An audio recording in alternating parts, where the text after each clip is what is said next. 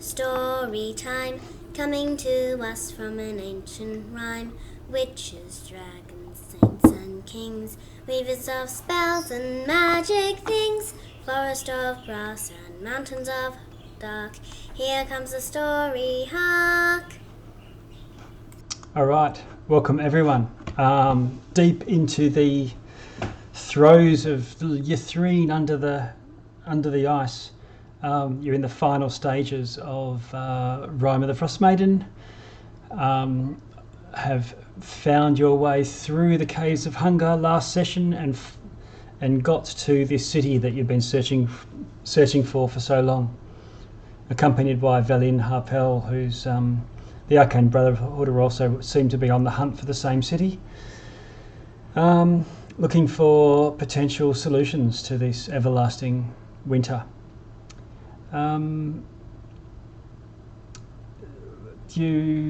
think is it Sharpie? I think you had started last session with a ravenous hunger, like a curse, which I think Ash, you weren't here, but we presumed that Ash, because you knew what was needed to remove the curse, so yes, you would have cast that last week.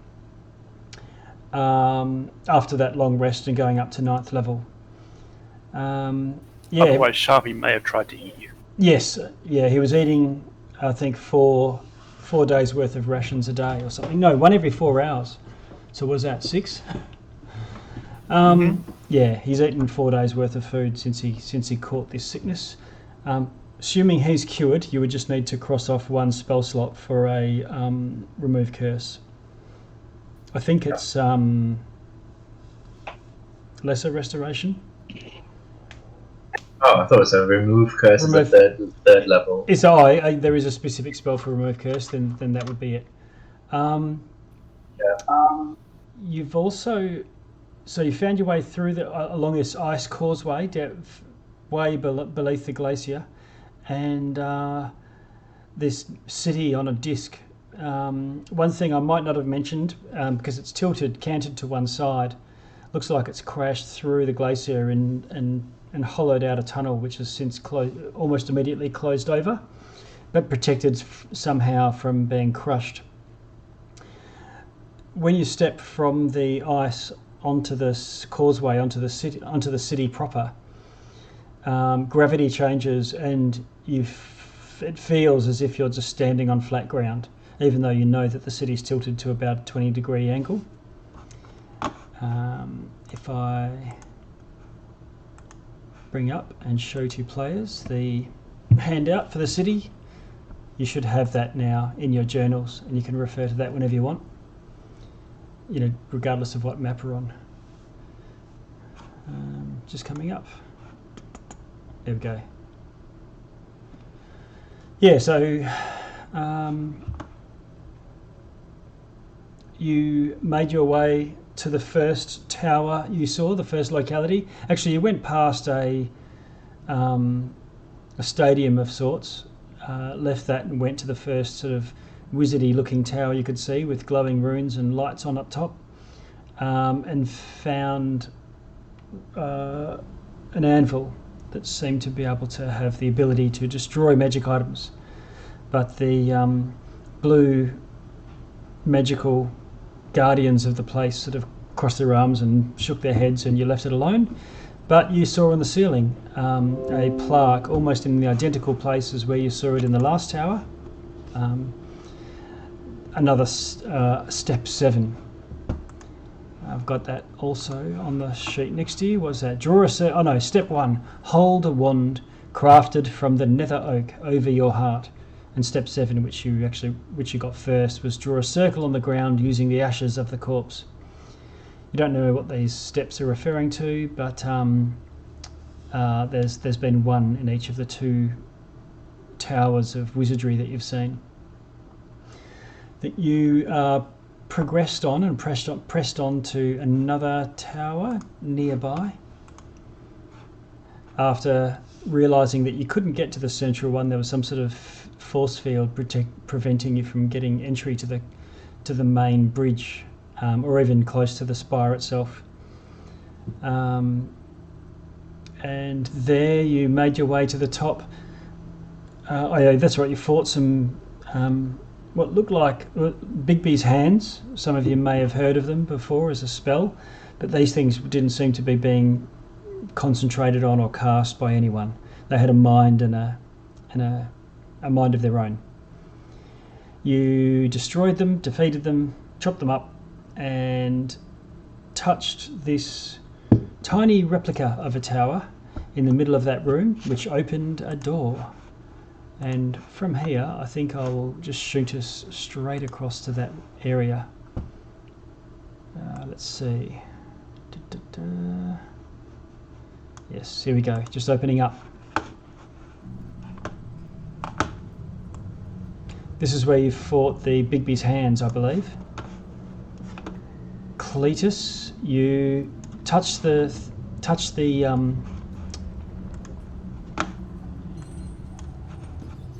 little miniature tower, and this portal opened like a dimension door, but it stayed open. It's just like a hole in space, and through there you can see 3 horned, purple-faced ladies looking at you, and they all turn as if you've just interrupted their whatever they were doing. There's all sorts of paraphernalia in the room looking through the hole, and you're a little surprised to see this extra dimensional space. That's where we left it off. I think someone was yelling out, shut the door, or something, but I don't know how you were planning to do that. Okay. Just from the very first glance, do they look hostile, or just do they look surprised or welcoming? They look over their shoulder and look a little surprised, and one it's right near the door says, "Oh, come in." Not hostile. Not hostile yet. Okay. Curious. Hello. I hear Mortel yelling at me to shut the door, but I'll ignore him for now. I assume that's in chat somewhere, is it? I think he was yelling at me, in voice chat last session. Yeah, okay. Yeah. So there's a door open inwards or outwards at the moment? There's no door. It looks like a glowing rectangle of light.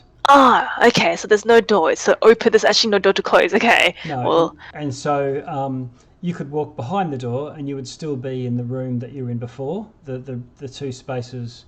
It's not as if this room takes up some of the space of the circular room. It is a doorway, and you can, if you look through that, you see this rectangular room beyond.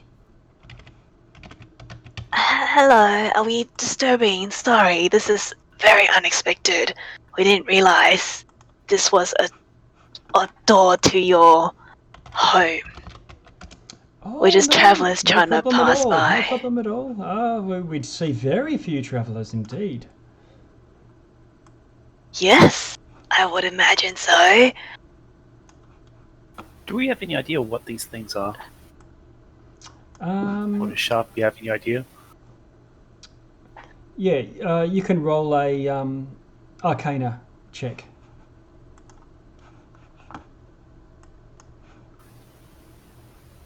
Yep, I think that's a no. No. Would Cletus have an idea of who they would be? If you like, the party can have a roll. And what we do is, I'm going to try this out. It's sort of like, rather than just saying 2 people can roll and someone gives the other one advantage, or 2 people can roll, let's try for a group check. And as many of you as want can try to figure it out. But for everyone who fails, that increases the DC. It's Arcana. That means it motivates people who are actually good at Arcana to try it out, and not everyone jump on the bandwagon. I just gladly raised the Okay, so this is working out well. But from Martel and Jarkus chipping in, they actually make it a little bit harder by saying, "Oh, I know, it's a goblin. Goblin, certainly, it's a goblin arch shaman." Or is it anything like? Oh my god! Anything like the the one- one we one- fought on the caves before? No. Maltel, you have the best dice roll and a 9. Yes. Yeah. Okay. None of us know. So it's now, let's say it was pretty difficult and it was a DC 15, for example, that would mean it's a 16, 17, 18, 19, 20, 21, 22, 23, and Valin will have a go and see if she can get a 23. Natural 18. Ooh. Oh my goodness, this could be funny. What's the plus? What's the modifier? Velen, are you useful? Valin, are you useful? What about all the rest of you? Oh my god.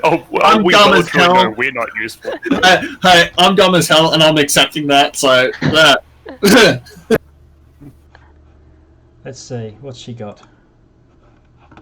What do I need? I need a +5? Yeah, you need a +5 to meet the DC. She should have a +5. Let's. Oh, that's good. Oh my god. Her Arcana is +6. so what are they, Valen? This. Hello, and she's there, and she can see through, and she comes and sort of stands at your shoulder, Cletus, and puts a hand on your shoulder and says, a night lady.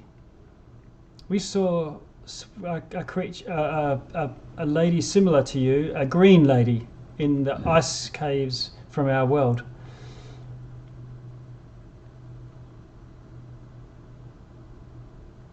Who's she referring about?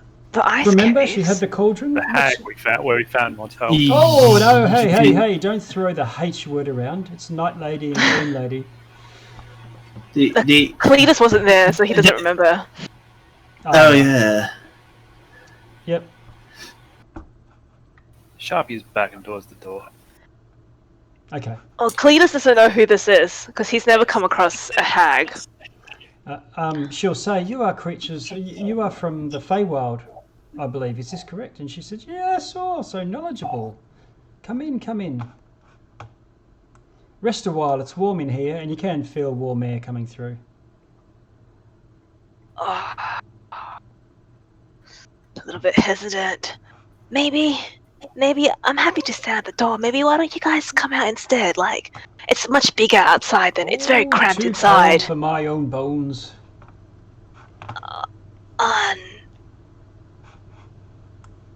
And what a lot of old bones they have. I know, I can see all the bones. Cletus gonna back out. He'd be like, "Nah, come outside instead. You know what? I don't want to intrude. I'm so sorry. I'm so sorry too. I am so sorry. I'm so sorry." And he's slowly backing away, but very graciously, big smile on his face. He's hoping his youth will his handsome looks will, I don't know, help the situation. Can you do a persuasion for me? Whoa. 19. Okay. Well, they aren't offended by your backing away, but it's clear that they're not coming outside. And they say, "Okay, well then, maybe we'll see you another time if you're looking for a restful place outside of this." She does wave a hand through the doorway. Oh, and she gets me to my bones. It does, and then she sort of waves a hand, almost like a statesmanly royal wave. And it serves two purposes. One is to wave you goodbye, and one to shut the door. You know, we could have actually asked them about information.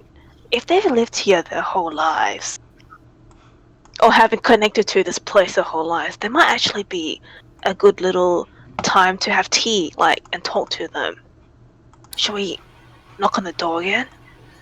Sure, if you want dead person tea, be my guest. Yeah, no, you're right. I feel like this is a missed opportunity, though. Let's hope we don't regret that. Oh, what we really need to see did anyone notice if there was any writing or any steps in there? I think Valin and Cletus were the only two that were close enough to see, the room proper. Do we want to talk to them, guys? They're not usually evil, hags. Are hags usually evil? Would Velen yeah. know? They don't have a good reputation. Ah, okay. But she says, hey, just because someone is evil to be casting nasturtiums about the place, doesn't mean we can't treat with them. I suppose.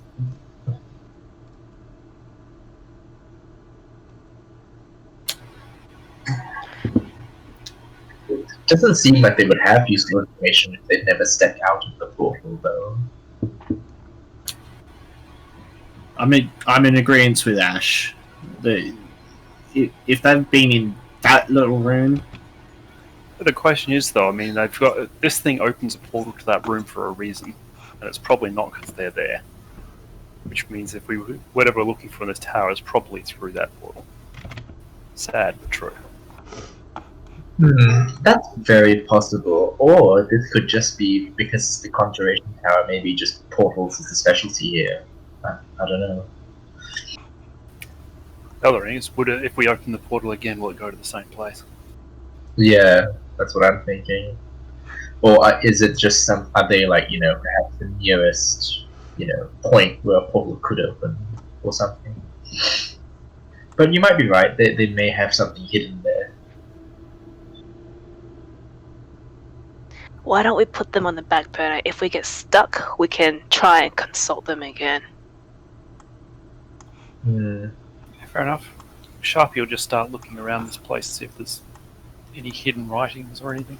Okay, you can do a investigation. If anyone wants to assist, you can, but if you fail, it's -2. You get in Sharpie's way. 22. All right. You don't find any hidden compartments or anything like that.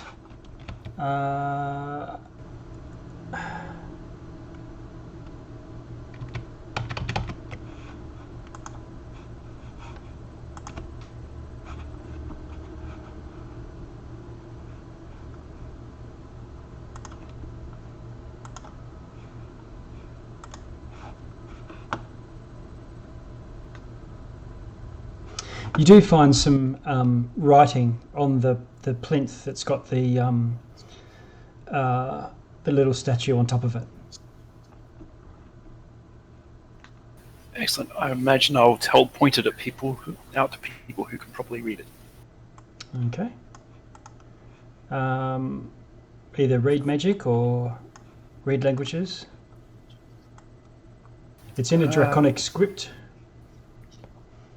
Alright, Sharpie will cast Comprehend Languages. Okay. You cast it, Runs his hand across, understand the meaning. Okay. In the draconic forms into a language that you can understand, and you take a few things. It sort of, you get the gist of what it's describing. Is that what you're in is the first half of the tower, and of this tower of conjuration, and the top half of the tower is this tiny little tower. So it's almost as if it's been chopped in two, and the top half has been shrunken down and has been formed into something similar to a Leomund's secret chest, which creates a tiny extra-dimensional space. So basically through that doorway by the looks of things. Yeah, what the gist you get is those two are two halves of the same tower.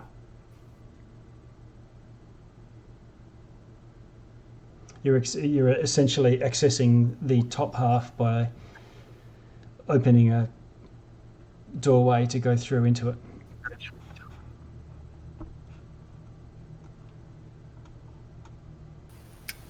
All right.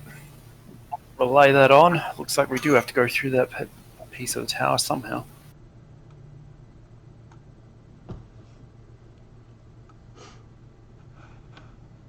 Okay. Do you want me to open the door again?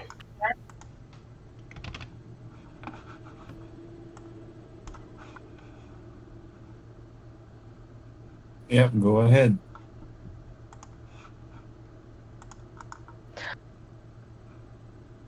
Okay. Cletus is looking through his backpack to see if there's anything he can give them for intruding. Maybe we should like give them something to be interested in.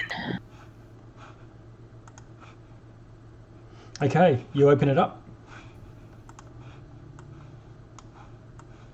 The three seem to be off in the middle of the room having some sort of conversation and some sort of debate. Who was it, Cletus, that was opening it up? Yeah. And again, one of them turns to you and says, Oh, my dear, changed your mind. Very good. Yeah, we're back. We thought it was maybe a little bit too rude. We don't have a lot of room, and two of them sort of stand back a little bit and sort of gesture. And there's a few cushions and things on the ground, no chairs or furniture to speak of. Okay, Cletus looks back and he's like, he nods at you guys, and then he's gonna walk in. Okay. Thank you for your welcoming, your patronage. Sorry, we were very we didn't want to impose, but we thought maybe we'll take up your offer. We're just passing by, but we're trying to access the city. And can you tell us more about what do you know about this city that's connected to your room, your house? Okay. While they're listening intently, and they sort of sit down cross-legged on the ground as well, and gesture for you guys to do the same, sort of forming a bit of a circle. Okay, Cletus, you will come there, yes? You will remain standing and look around the room as you can, best you can. Yep. And Mortal will also remain standing as well, just up against a corner or a wall, just not looking threatening yet. Okay. They say, remember your manners. Cletus will sit down. And one of them looks through the doorway and says, "Shut." And Aunt P calls over and says, "Shut the door, will you, dearie?" And one of them gets up and sort of shuffles over. Oh, okay.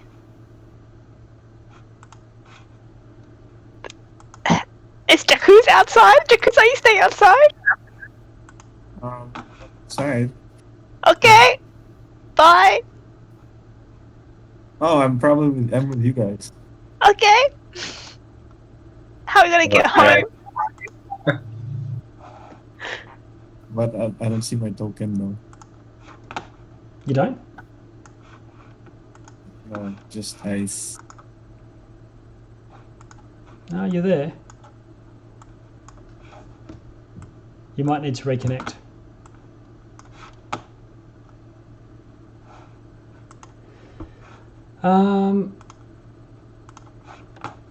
So, Jakkus, were you rushing to the door, or what's the story? Not rushing, but just gonna be with them. But going inside with them. Okay, all right. Whoops. What have I just done? Oh, there we go. I'm gonna have my hammer out just in case. Okay. Just bear with me for a second. I'll just... Now, guys. They've been very gracious. Don't be too hostile. They say, we are so old, we can wait. And they look to you, Moltel. I prefer to stand. It's a soldier's duty to stand. Sorry. Okay. You can roll a persuasion.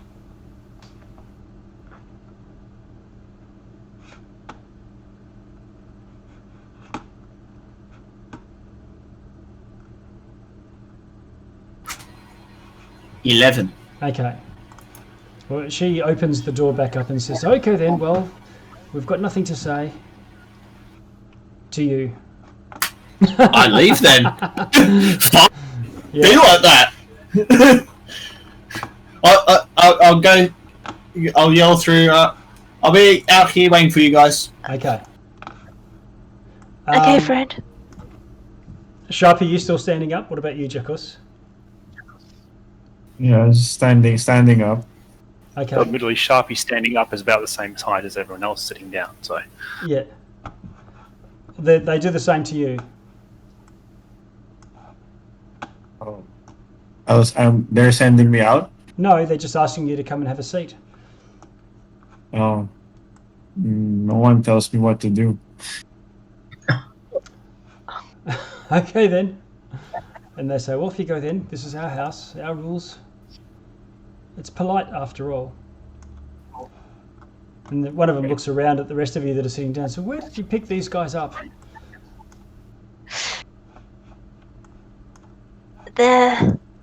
It's the cold and it's just getting to them. I'm does sure that. after a long rest they'll be fine. They've probably caught the arcane blight, I'd say. What's Anyway. the arcane light? You haven't been here that long yet. Best not to hang around in the city too long. Anyway, tea? Sure. Yeah. Cletus will take out 3 of his rations to share. Would you Okay. like some food too? This is what I can share with you. Yeah, definitely. Certainly. We would like to sample foods from other peoples. Great. He gives them 1 ration each. Okay. not exactly our best, but They smell it and go, oh, fish. We haven't had fish in such a long time. No fish Caught down this here. one myself. Yeah. Right. They say, well now, what brings you to this this world? Funny you ask that. And he's gonna look at Ash and Sharpie. Maybe they want to talk. we're trying to get into the main tower of the city. Oh ho, I see. Not them. Quite a feat. We haven't been in Is there, it? no. We have been here a long time, The but others- we just this is our sort of home base.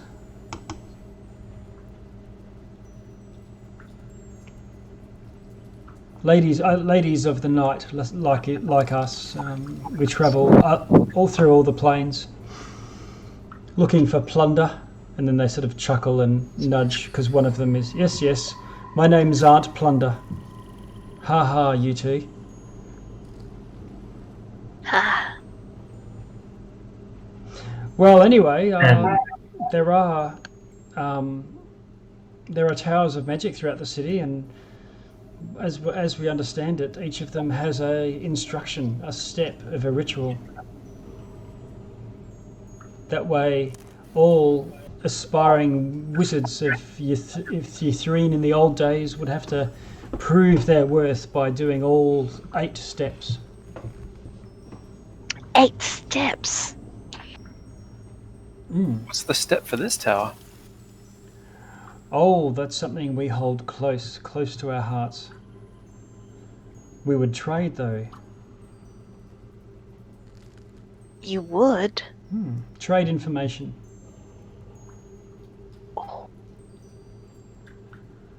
What type of information are you looking for? Well, they sort of look across at each other.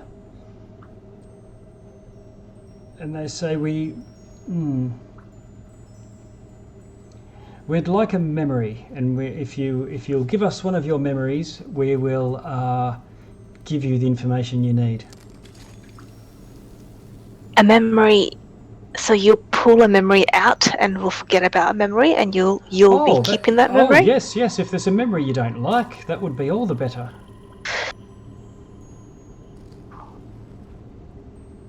One. Are you asking for just one memory for one information, one piece of information? Only one each. One each. One each. You drive a hard bargain. But we are only asking for one step. Surely one step equals one person's memory instead, not one each. Because we have to go and get all the other steps out of 8. What do we have to give memory, like a memory per Surely you person have for some each step? surely you have some sort of trauma in the past that you'd like to forget. Maybe a bad relationship.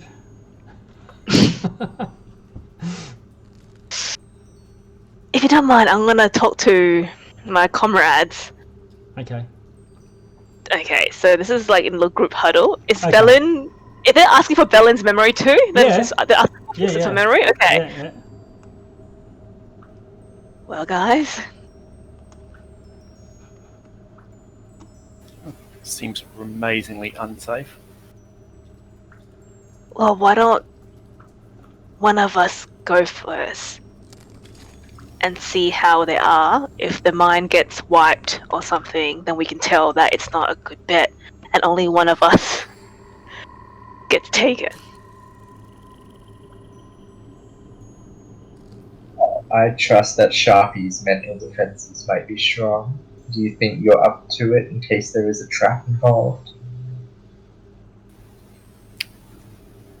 It just looks. Well, it's better than staying here in the in this freezing city of whatever the hell it is. They're having a conference themselves, by the way, Okay. whispering to each other and then looking across at you, quite pointedly. Also, just out of curiosity, can I still contact? Because I had psychic contacted Jackus, Motel, and Threads. Can I still talk to them, or are we? No, there's some farther sort of than a mile away? it's a broken link, for whatever reason. Yep.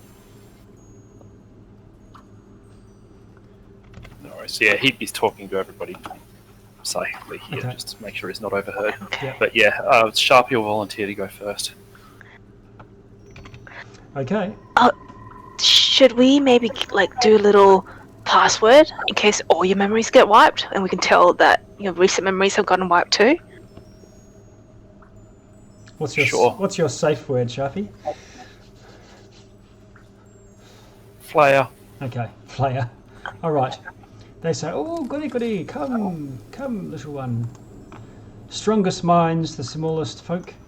And they gather round, and one of them gets out some sort of strange object about the size of a fist.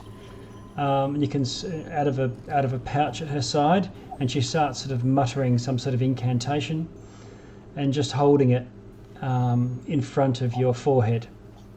Not touching you. They're not, doing anything. It's all at a from a foot away or so. And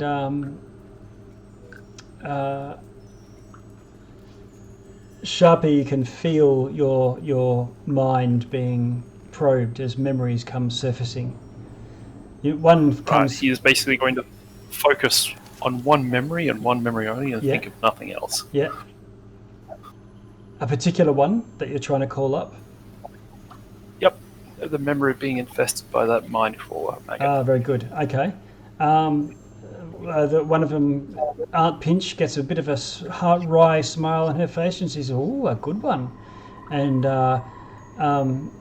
it goes blank for a time, and finally you come around, and none. You seem perfectly healthy, and you can say your safe word if you want to the others. Psychically, yes. Yeah. Ash, do you have medicine as a proficiency? Yes. Okay. What she's holding up to Sharpie's forehead is a heart, a human heart.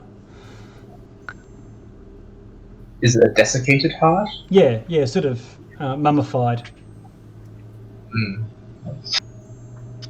Is there any kind of check I can make to just see if I can tell more about it? Yeah, you can roll an Arcana if you like. Oh, would Beth like to do that?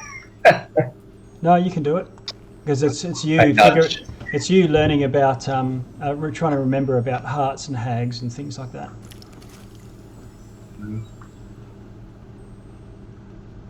I'll get Velen's help. Yeah, she'll roll and add to it. There you go. Oh, she rolled an 11. got a 10. Okay, no, nothing comes to mind. And they pat the cushion there, Sharpie, for you to go and have a seat. And gesture for you, Ash. She will inhale and breathe out slowly and then go Okay. there to the hag. And what The memory Frost are you trying to bring forward if you're trying to offer up some sort of memory? What do you want to forget?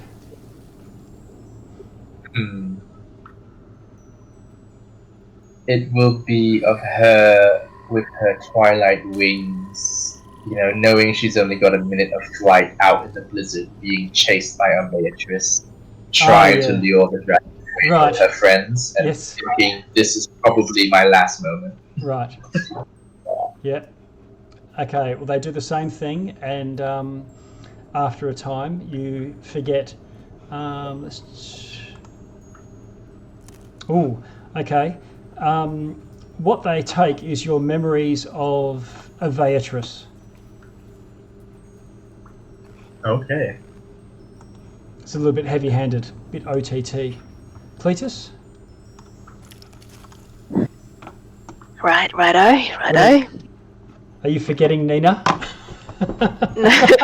He is a retired fisherman, yes.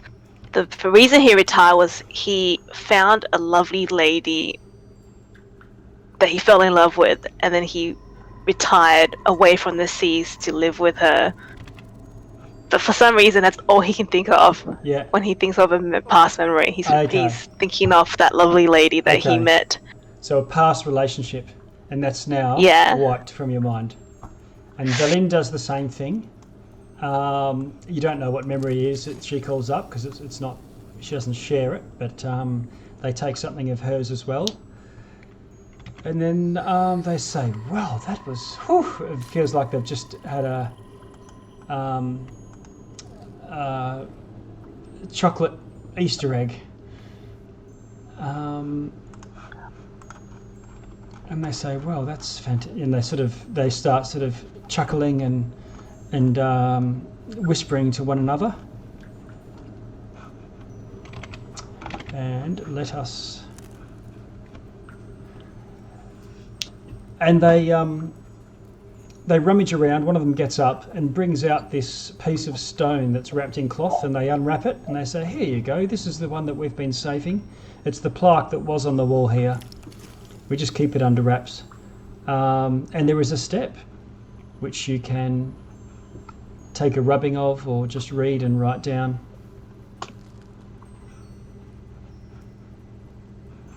And they, one of them opens the door and they gesture and they say, "If you do wish to come again, any more memories, we'll welcome any more that you can bring to us."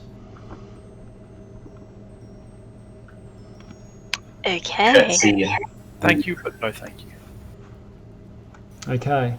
The inscription. Sorry, before go for it. Cletus walks out, he want to ask them, are there any more aunties at the other towers that you know of? Oh no. We would.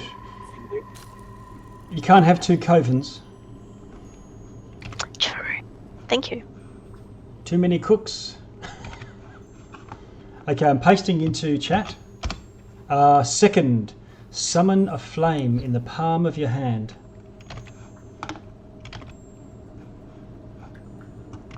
And with that, one of them opens the door. Velin's out as well. And you go out and see Moltel, Threads, and Jacus to your relief. The three of you see the others come back. Apparently no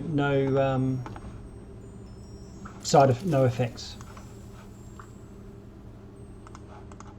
Probably a good thing you guys didn't sit down, to be honest. What happened? She sold us the clue for a memory from each of us. Have a feeling they ate it. May it give them indigestion. Okay. Well, onward. Where to from here? Do you want to just head out of the tower and move, and I'll move you to the main map? Yep. Okay. So you make your way out of the Tower of Conjuration.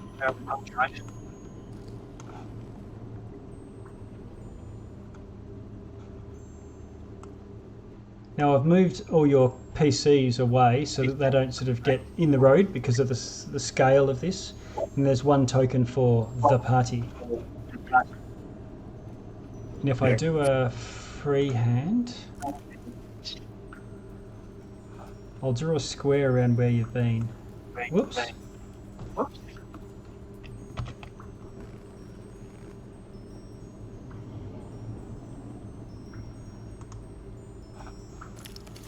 So you've been around this tower here and this tower here. And you're out on the streets here. I'm just going to show you a handout to give you an idea of what the city actually looks like as you walk through it.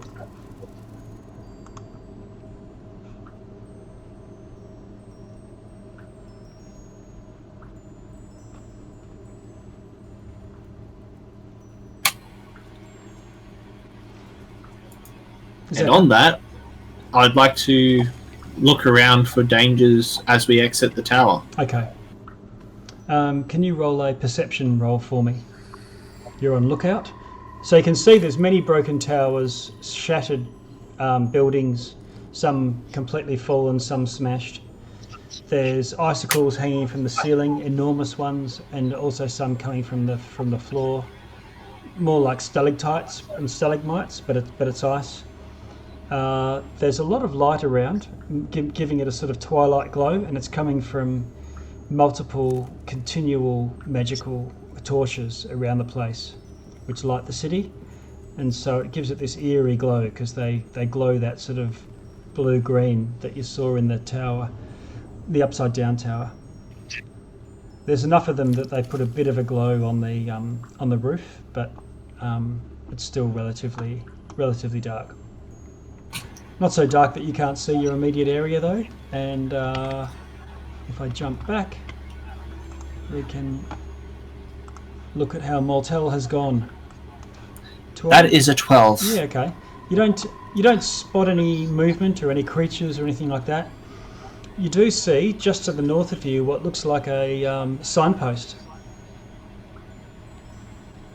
How far to the north is it? Oh, maybe 100 yards, not far at all. Not far at all, so wouldn't be too hard to go up ahead and try and read it. No, you can't read it from where you are, but yeah, it's a short walk to get to it. Yeah. And if okay, I'm going to move the party. Yeah, might as well go and have a look at it. Okay, I'm just moving the party as we go, so there's 2 squares there, but probably 1 square there. You see a sign, and it's not like much like any other city. There might be signposts around the place. This one has 2 signs pointing left and right. You can see 2 large structures if I zoom in.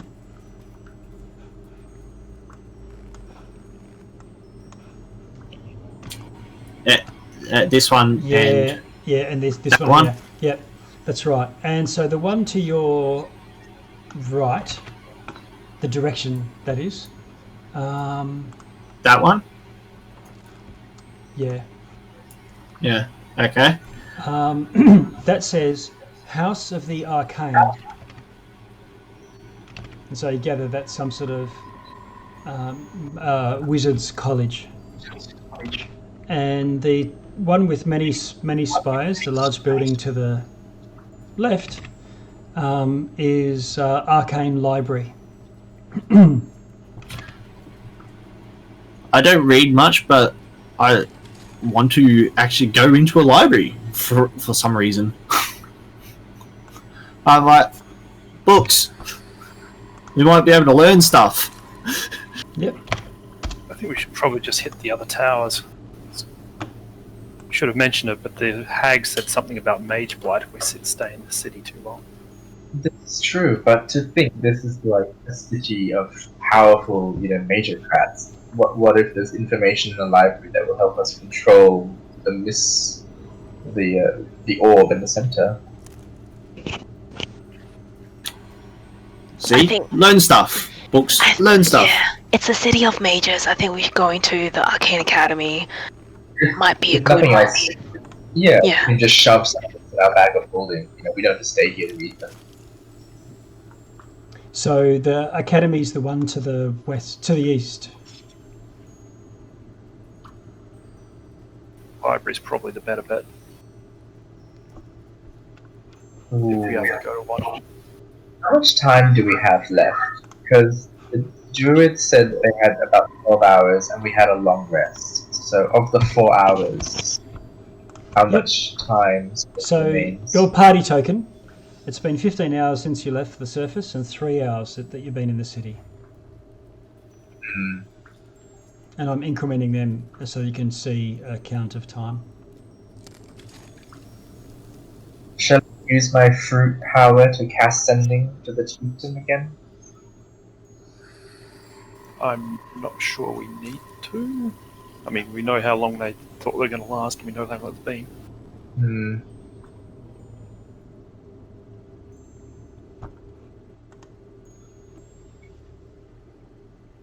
Maybe Velen, if you we don't detect any threats, right? Velen would like to What go if to we- Velen would like to go to both. That the College of Wizards sounds perfect for finding lost magics that might reverse the arcane blight and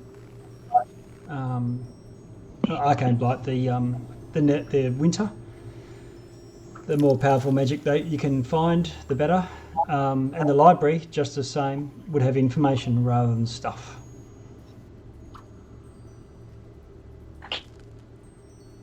But you're right. And talking about Arcane Blight, we might actually get some information on Arcane Blight if we go to the library. So yeah, just make it quick. Let's go.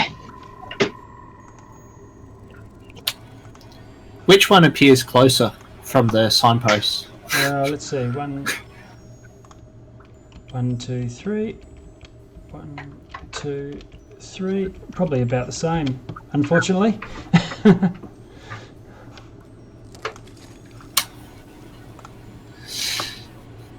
Go to the library first, that way we can hit the Arcane Academy on our way back to the next tower.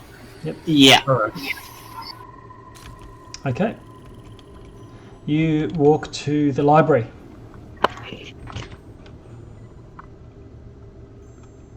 What can we see about the park as well? Yeah, are they the same trees that the pears we got from? Yeah, The pears that we ate? It's too distant to tell, but you can tell that there is some sort of wood, forest, or garden, and likely another tower right over here. Oh. Okay. But it's a fair hike, but you can see it at the limit of your vision. All right, so this colossal building has many lofty turrets, and it is a fairly serious state of disrepair. The ground below it is littered with the rubble of many of the towers, and there's this enormous door which stands slightly ajar.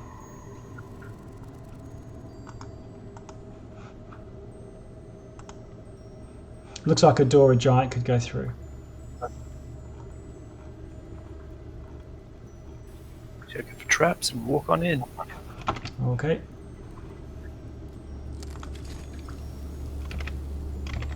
Okay, can you do an investigation for me? Sharpie.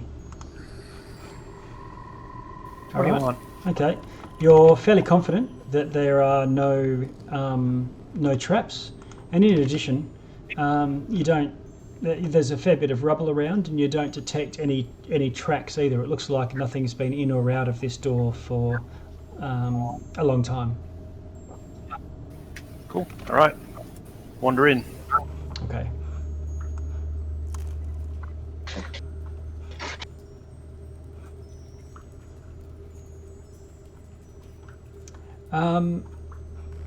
You go through into and start searching room by room, and it looks like there's a lot of destroyed furniture.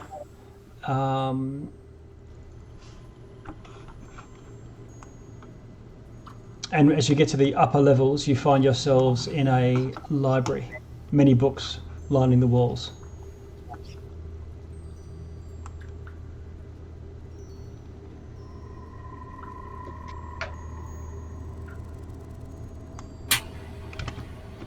You could spend some time searching through, unless there's something specifically you're searching for, or if you're just investigating. Sharpie is just grabbing books and putting them in bag of holding as instructed.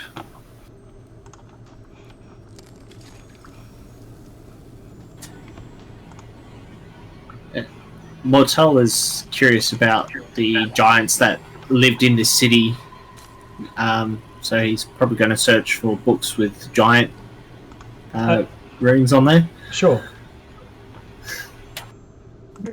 Dracus will just be on the lookout for anything hostile around the area.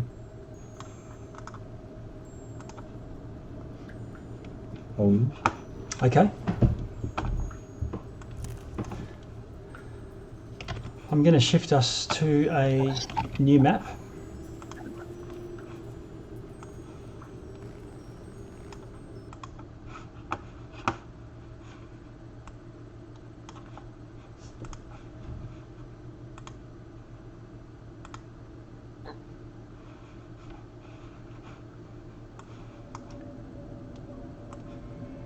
Oops, there we go. Has anyone got a light source? Oh yeah, Velin does.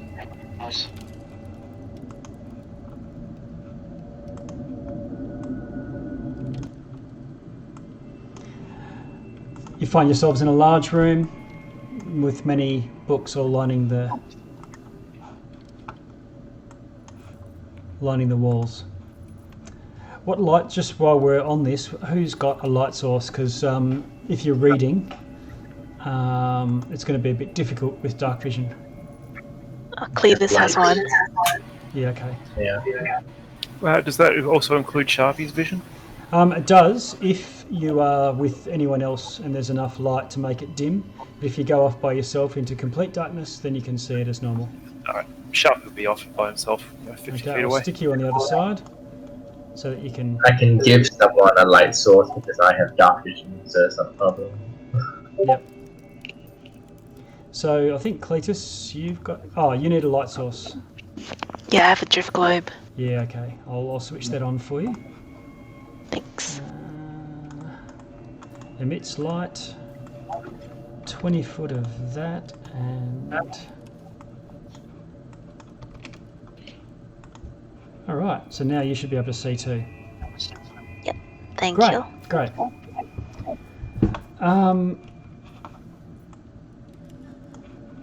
Cletus, you think you can hear something squeaking in the distance to the south? South? Do we not come from south? No. Oh, you came What from... direction did we enter? You came from over here to the west. I'll put threads guarding that with Dawn. Okay, great. He's gonna send his drift globe 60 feet south. He's gonna make the drift globe float 60 feet south where he heard the noise. Okay. I'm just moving you so it lights up, but we know that that's not you. That's you are now a drift globe. Okay. Okay. You shine it That's down, this. and you see this trolley just over here being lit up to go around the corner. And it's got a squeaky wheel.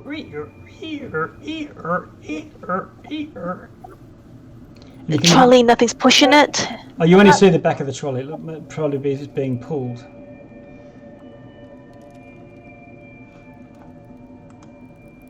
I think the libraries might still have visitors, guys.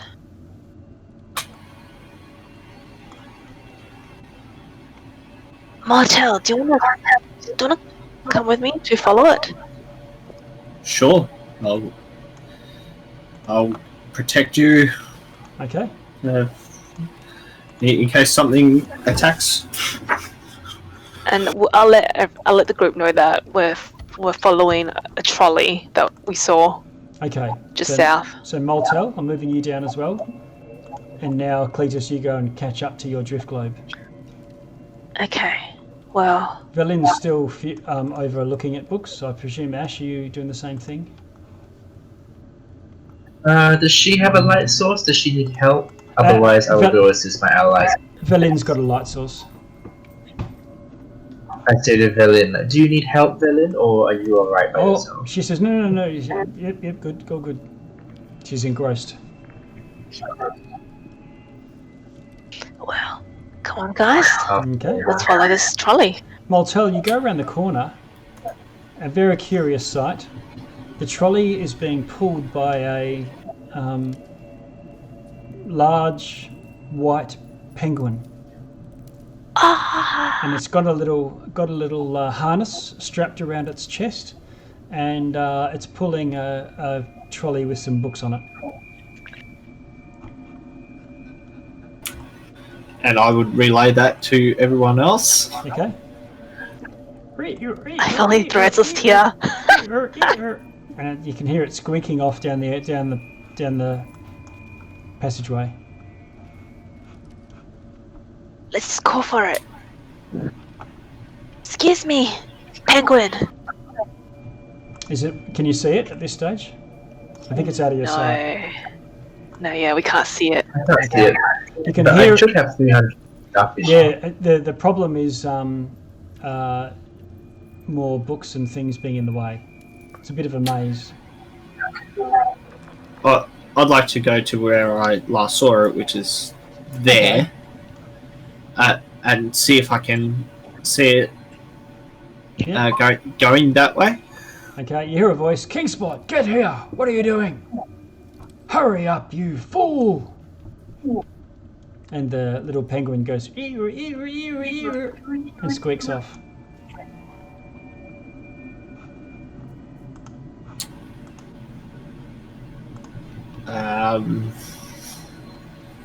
It looks over its shoulder when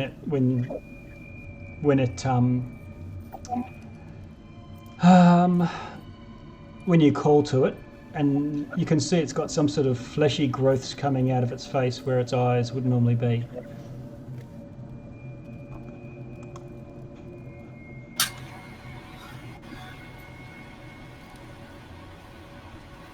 Huh.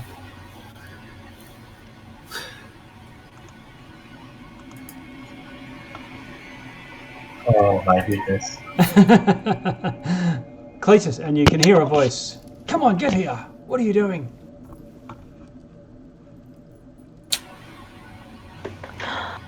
Okay.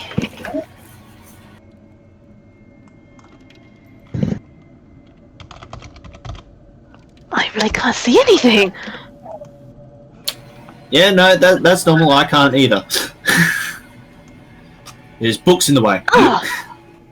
So is the penguin talking to us? No, it's hightailing it away from you.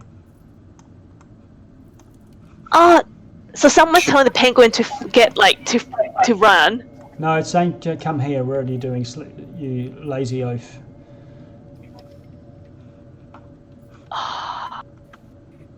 Bear with me for a second. I'm just going to remove a door for you. Maybe we should pursue this as a group. I don't know.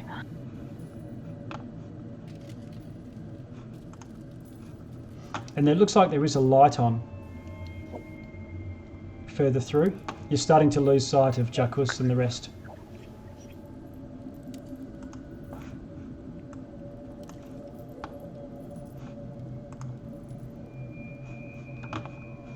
Oh, this is too curious. We have to follow the penguin, the librarian penguin. Oh my god. Jacques, we're following the penguin. Follow the light source. Maybe. Okay. This is Does this look like a magic circle? Yeah. Yep. Let's not step inside. No glowing runes and stuff, but this guy, he's pretty slow. Oh, he's gonna go around. He walks straight across. It looks like he can't even see where he's going. He sort of bumps into some of the books on the sides and then squeaks around them.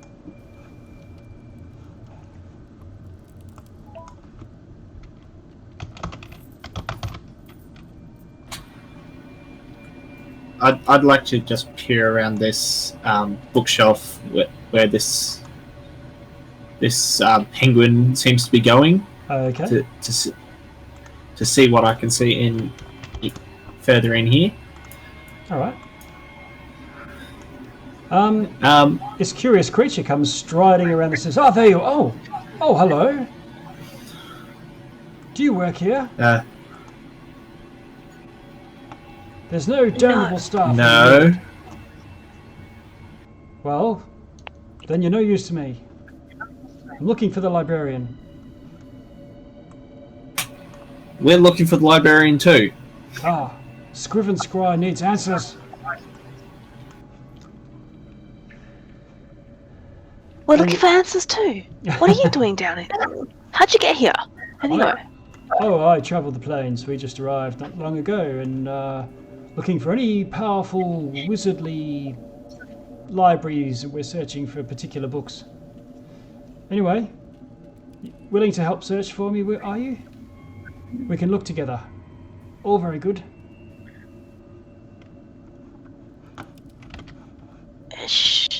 Sure. Okay. He says, "What are you looking for?" Anyway. Well, we're looking for how to access. Well, we're looking for a lot of things. We're looking for the wisdom of the world, but we're also looking for what is the arcane blight. Arcane blight, eh? Oh, okay. Yeah. I'll keep my eyes out, but if you see the Books of Keeping, that's what I'm looking for. The Books of Keeping. Write it down. Books of Keeping. What's that about? There should be 4 of them. Just a list of names.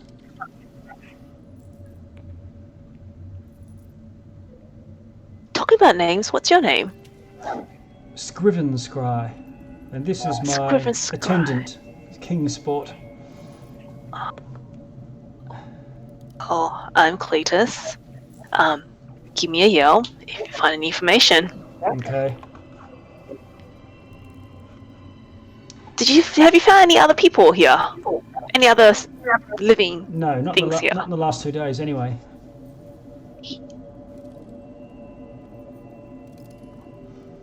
Anyway, there's a lot to search, so I suggest we spread out. Books of Keeping. And it just has a list of names. What are you going to do with a list of names? That's my business. What are you going to do with the wisdom of the world? Save the world.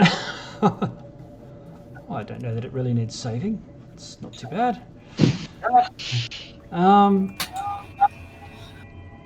Okay, Sharpie, you can't quite hear it, but you can hear a conversation in the distance. Clearly the party's having chats with someone. This creature looks like a statesmanly werewolf. Slender features, pointed ears, robes.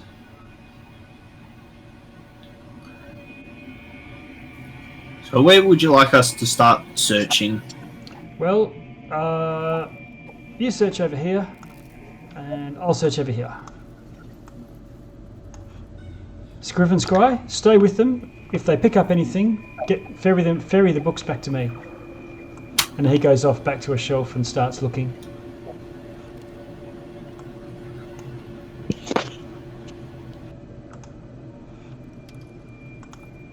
Oh, I need vision enabled on my token.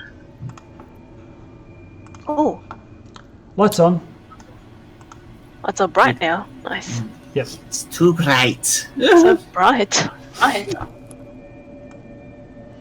And he casts a couple of light spells. It's probably more than what you can see here.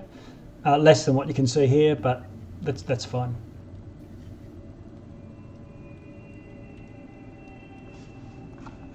Would I get the sense that this might be a teleportation circle? No, it looks more like a compass. Oh, okay. But if you want to try and... What? There's no runes or anything else like magic-y stuff, but maybe you would have to scribe them to do whatever it needs to do. But there's no permanent runes things here. So, how long are you willing to search? We shouldn't stay here more than an hour. Would that be the same as a short rest, by any chance? Nope. Not unless you spend the hour sitting in the corner resting. So probably Jackus would probably do. You gonna rest? Okay. Oh, Mortel's helping finding books, so. Okay. Well, So- Cletus will rest with Jackus then. Jackus. I will help look for books. I don't need to. Sharpie is definitely looking for books. I'll put threads with the resting section. Where are you, Jackus? The compass. Oh yeah, in the compass. Let's rest in the compass. Cletus, are you helping look? No, I'm resting. Resting, okay. So you're in the resting pack. Velin's in looking as well. Okay. I'll get the searchers, Moltel, Ash and Sharpie. You can all roll D3, please.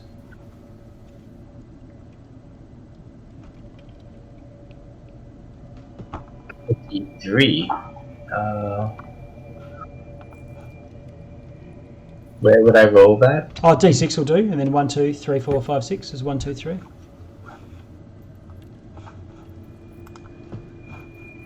Okay, so we've got a 2. We all got the same roll. We've got 2. No, you guys got 1. Sharpie actually rolled a D3.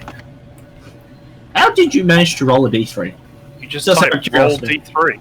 Right. Ah.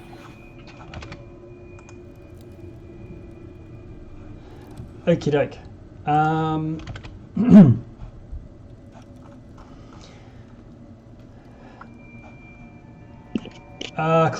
Moltel, can you roll me a D8 and tell me what you roll? Let me just check, hang on. Oh no, sorry, a D20. I can't see That's a this. 16. A 16. Yep. You find a piece of lore. The wizards of Ythryn were on a mission to find relics of Astoria. When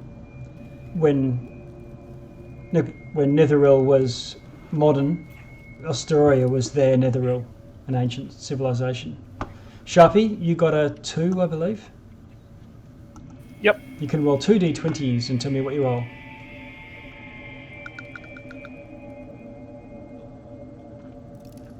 Three. 3? 2 3s. 2 3s. Oh, I'll let you roll the second three again. Actually, no. I'll just advance it 1, so it's if people roll things they've already got, then we'll just go to the next one. You learn that the city's creators used enormous mimics as construction tools and beasts of burden. So when this city fell, there would have been mimics in the city, large ones. Ah, well, that is good to know. Yes. He will psychically pass that on to everybody. It's Okay. kind of important. Okay, yep. And you also learn that apprentices would graduate from the House of the Arcane. So there's a reference to the House of the Arcane, so it's a school of learning how to be a wizard. And they would then be selected to join one of the 8 arcane towers, each dedicated to one of the 8 schools of magic. And I think, who else got their D3? That was Ash Louise. You got a 1 as well. So you can roll a D20. If someone wants to roll for Villian, they can. Go Jackus, roll for Bella. Valen rolled a 13. Okay, I'll roll a D3 for me as well, because I need to know how many things she found. Oh, sorry. Okay, Ash, you discover something that makes reference to the stadium that you found. The Wizards of Ythryn were entertained by a competitive sport non-lethal, called Chain Lightning. And it seems like it's much like dodgeball, where you're trying to knock each other over, and you can charge up the ball the more that you pass it around between people on your own team. And if any teams needed stand-ins, their team was supplemented with reserves that were magically generated.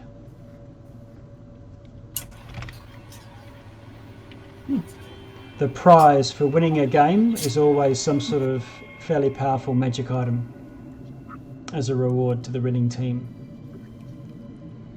Now, what have we got? Velen rolled a 1 on her D3 and 13 stands. Okay. By law, every mage was taught the prestidigitation cantrip. It was required and was obliged to use it to keep the city clean. There's no real menial, workers in the city doing a lot of the labour jobs were all done by using magic or magical constructs. Ash Scrivenscry, Kingsport comes over to you. You hear that?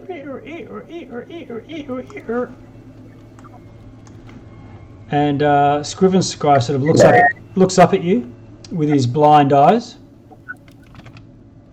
and passes you a little note, piece of leather folded up. I smile and then read the note. Okay. No reaction to your smile. You're pretty sure he's blind. So the penguin is blind. The penguin is the blind. librarian also blind?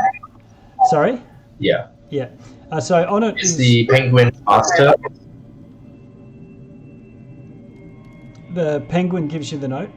He's blind, and the note just says, looks like it's been scratched in with his bill, and it's in common.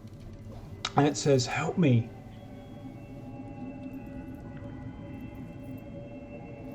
Ha.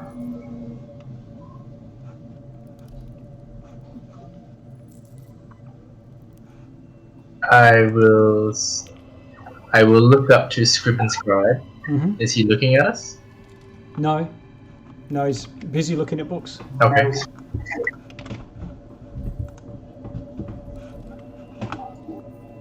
I shall. I will bend down to the penguin and whisper, just one moment. And then I will go to Sharpie. Yep. Do I have a psychic link with Sharpie currently? Yes, you do. Yes. Oh, in that case, I will just telepathically say to Sharpie, Sharpie, is it possible for you to link with this penguin? I think it's scrawled in common, asking for our help.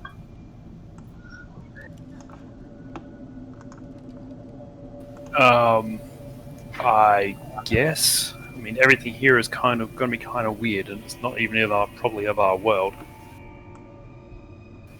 But yeah, Sharpie will spend one of his psychic points and link it to the penguin. Okay.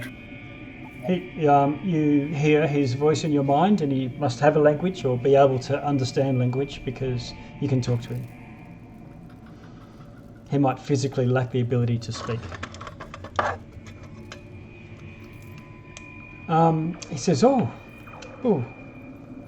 which one are you?"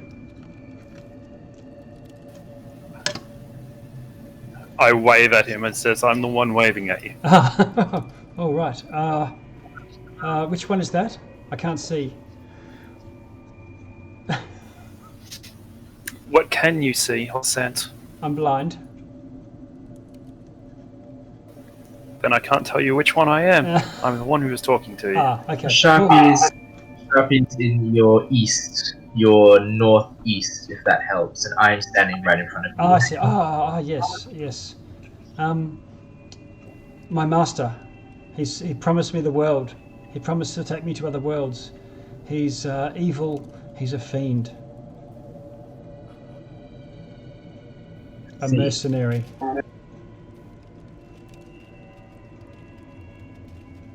He beats me. So what is he doing here? Cruel. What? He's searching for arcane knowledge, I don't know what.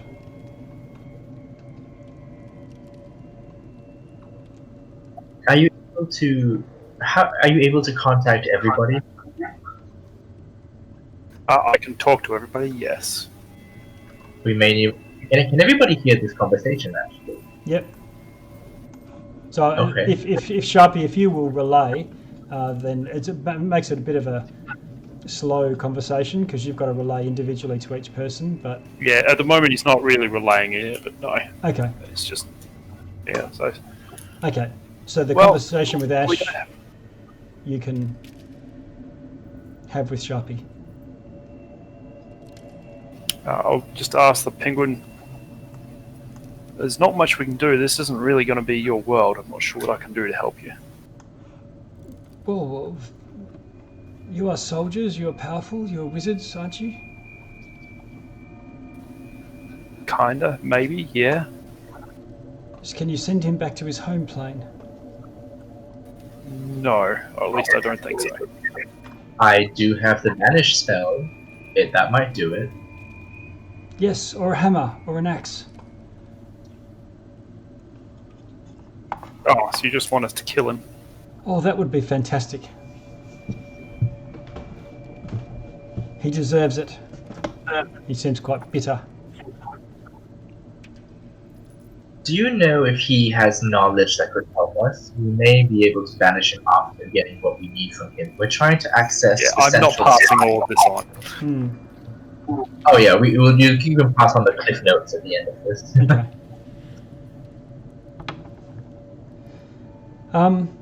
He says, I doubt he has anything that would be useful to you. We've only been here 2 days, if there's a city that you're interested in.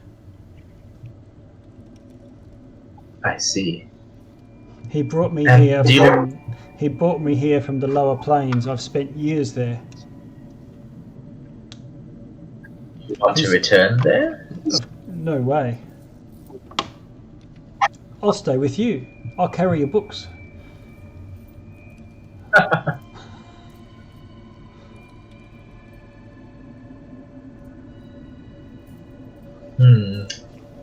I will say to Sharpie, well, should we have some kind of battle plan after our friends are rested? If we can somehow arrange to just have him banished, I can banish him. So this thing is also from the lower planes. I mean, no offense. This is obviously I'm not talking to him. Why are we helping him? Well, he's asked for he's a sentient being who has asked for our help. He's Against from the lower planes. We have no idea that he's even any better than the person he's trying to get us to attack. He could be lying through his teeth, or as blind as the case may be. Can I insight check to see if he's lying? Sharpie will do it just because he's the one who can actually Yeah. talk to him. 21. Okay. He seems genuinely terrified. And with that insight, you also get the idea that he's been in the lower plains for some time, but that's not where he's from.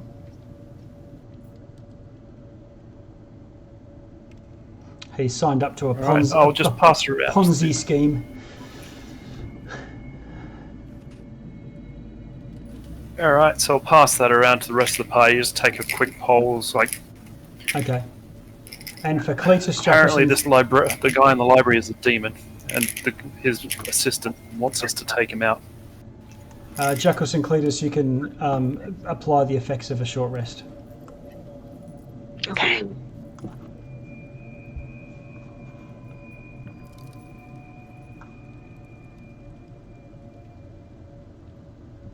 So what's the poll? Just to try and move things along? Are you going to try and jump this guy, or confront him, or what?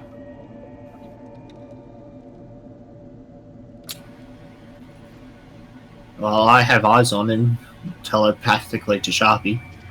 Just perusing the book still. Yeah, okay.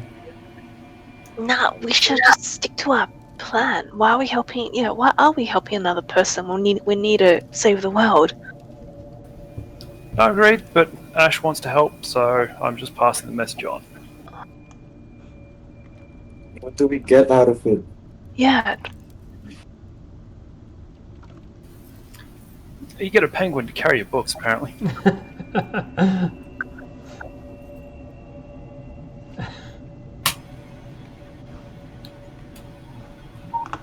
Is there a way I say to King Court, is there a way we can barter for it?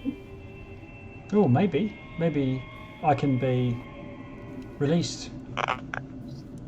Sharpie is going to continue going through books while he's talking to Okay. Kingsport or relaying messages on them. Yeah, likewise.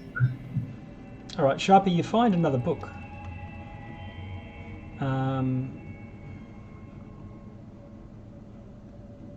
Let's have a look. Do you want me to roll for it or just? No, this is a particular one.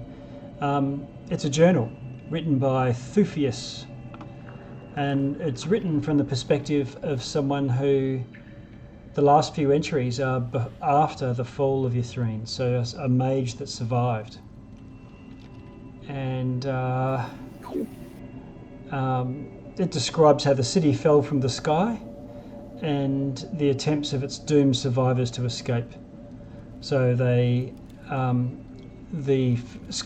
what caused the city to fall from the sky was something that switched off magic, and because the city was held aloft by magic, that caused the drop.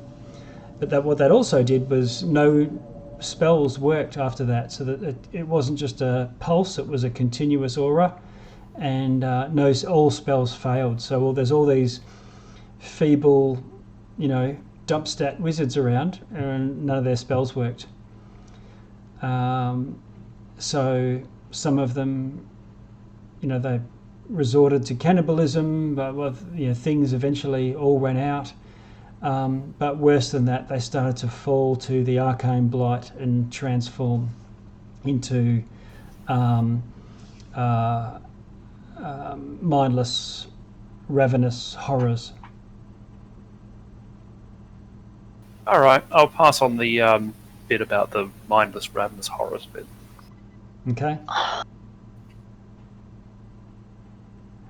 The last entry reads that Iriolathus is convinced that aid will come in time from Netheril. I am not so sure.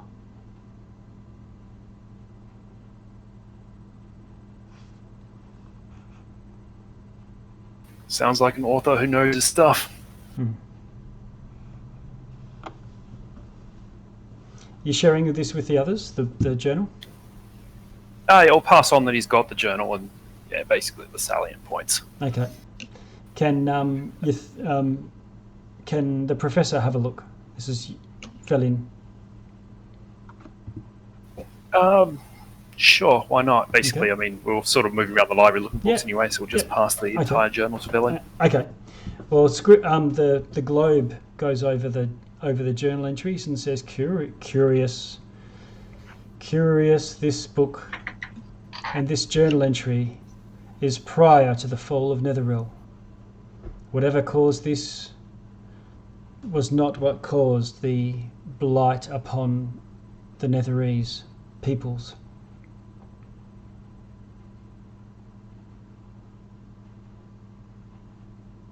And Velin will describe that there was some sort of catastrophe that caused the fall of the Netherese Empire, to do with the magic being snuffed out. But this happened before that. It wasn't the same event. But it was only a couple of years later. Sorry, I understand. What was it? Two separate events? Yeah, so one event was to cause the fall of the civilization, and the fall of this city was prior to that, a couple of years before. It wasn't the same event. That's all, for what it's worth. That is.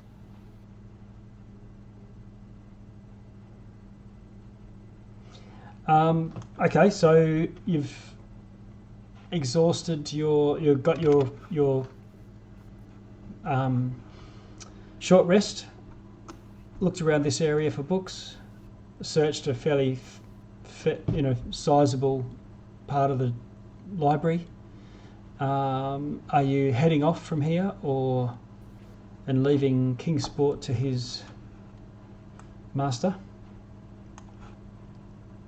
Well, I want to try and banish his master. Do we have everyone? Well, maybe we can try and barter with him. Who is persuasive? Sharpie's going to wait by the door. Okay. And what's our plan if we can't persuade him? We hurt him. Oh, God. Wait, Who wants to do the persuading? Literally no one. I could try But to I'm intimidate him, but no, I'm not persuasive. yeah, who is persuasive? Nina was. But doesn't care. Sophie was here. Valin's not persuasive Actually, wait. either. Probably close. Look, they're gonna be in here for a while. Why don't we get to what we need to do? And if we're still in the library, then we can barter. We have 3 hours left, I think, until Oral gets through. So those 3 hours, we don't want to wait. We don't want to waste any time rescuing this penguin when we have to rescue ourselves from Oral. I mean, even if we fought him, it would be like a minute. Yeah, it's not necessarily. It's the resources, time. Ash. It's the resources. I only got 2 spells left. Okay, I will go to the person, the librarian. Okay. I should have librarian either. He's just a visitor like us. I'll go. Excuse me, sir. He looks slyly at you in a fox-like fashion. I have become quite charmed by your penguin assistant. Is there anything I can offer you to trade for him? Have you any magic items? You can have him for a magic item.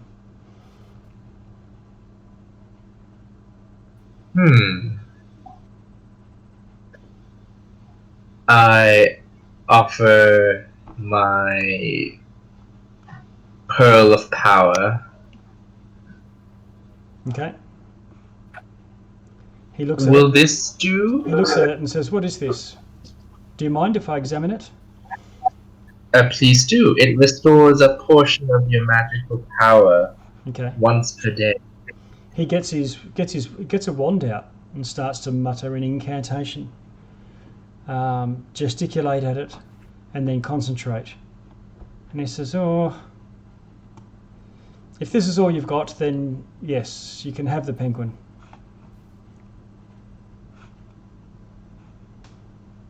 And he pockets the pearl. He pockets the pearl.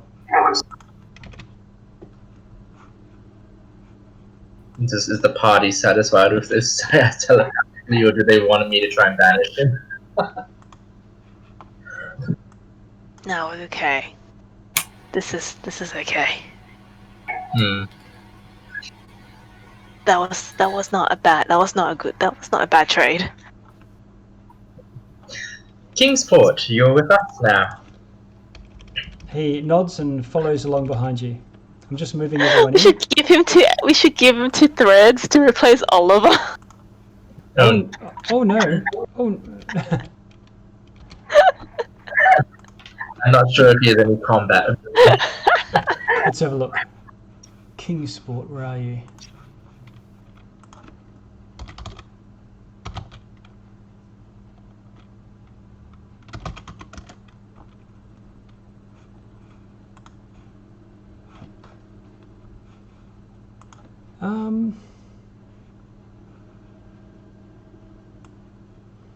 Okay, as soon as you get out of get down from the next level of the library, Kingsport perks up and he says, "Oh, my goodness, it's good to talk again." And He says, thank you so much. I am indebted to you. And he follows along behind you, Ash.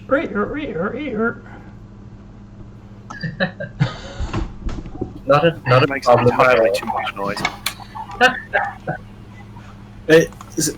He's still pulling the cart, is he? Yeah. Well, let's just unhook him off this trolley. Okay.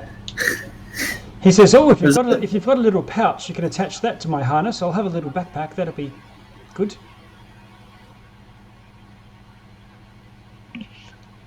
I look across at Sharpie and go, "You're the leather worker." And you also see he's probably We don't have time. you find that he's probably been hiding that from this fiend, that he's not actually blind. He is blind, but he has blind sense.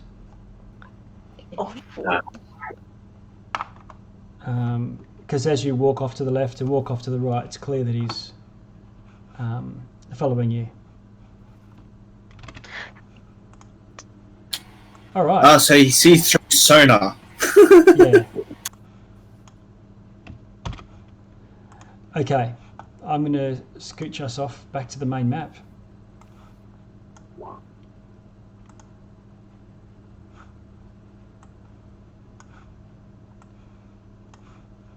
Here we are. Oh, can you see it? Main city? Yep. Okay. So you've just come out of, I'm just going to draw where you've just been now.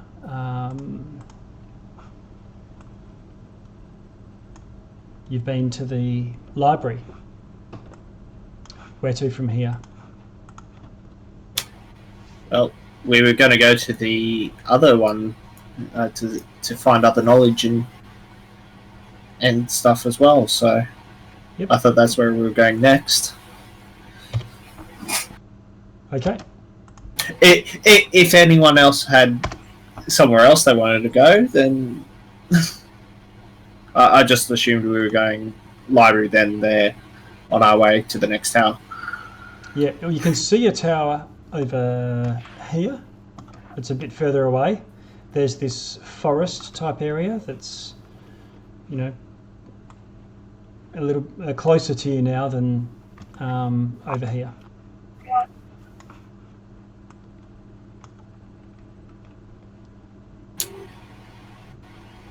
I'm willing to go where the party's going. Yep. Who's going to be the guide? Otherwise, we'll end up having a 20 minutes discussion every time we go somewhere. Sharpie ready for Heaps take point. Okay, Sharpie, which direction are you walking? Straight back down towards the Arcane Academy. Okay. All right.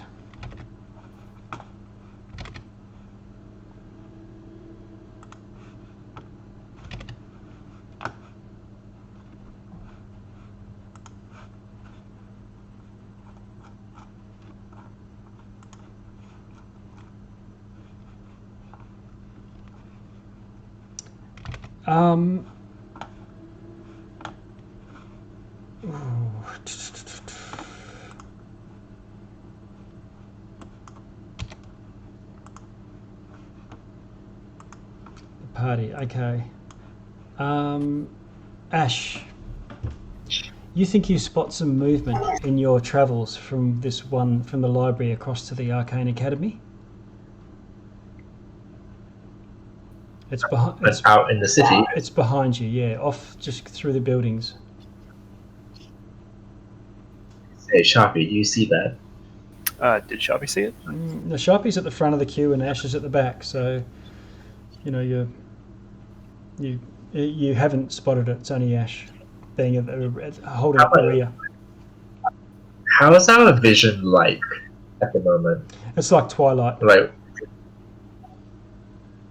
is it so? On average, do people have like 60 feet vision? No, you can see further.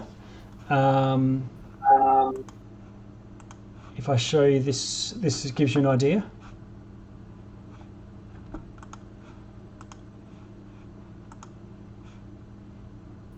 So if you look off into the distance, you can see buildings lit up by lights around them. It's sort of like walking around an inner city at night time, where there's circles of light here and there. So you can tell what the shape of the land is. You can tell what the shape of the buildings are. There's ambient light as well. It's not daylight, but probably more like dim light for a few hundred feet. I'll pass the message telepathically to Sharpie to relay to others that I saw something moving in the distance. Okay. And I tell Kings probably take the center of the group. Okay, I'll give you a perception check, Sharpie, just to see. Ash. Just to see if you can make out any more detail of the movement that you saw.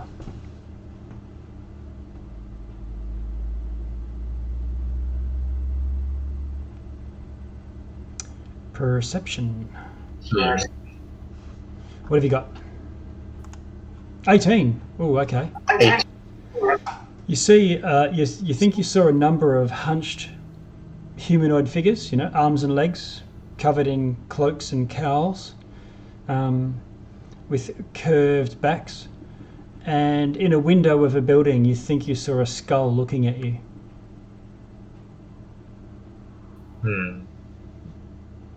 Just floating in space. Remember those flame skulls you fought a while back?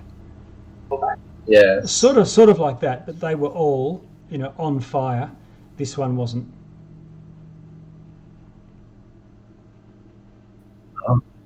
So I want to ask Velin, does she know what a floating skull is, if it's sentient but not a flame skull? No idea. A floating skull could be anything.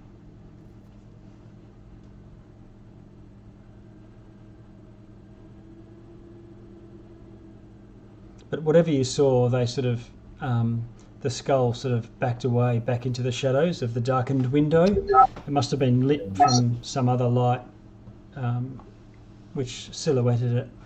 And the hunched creatures sort of, you saw them just flit. And as you looked around over your shoulder, around the corner of a building, some way off as well. Or at least we're aware of them. Yeah. Yeah. And eventually you get to, if you're just carrying on, just keeping a wary look over your shoulder.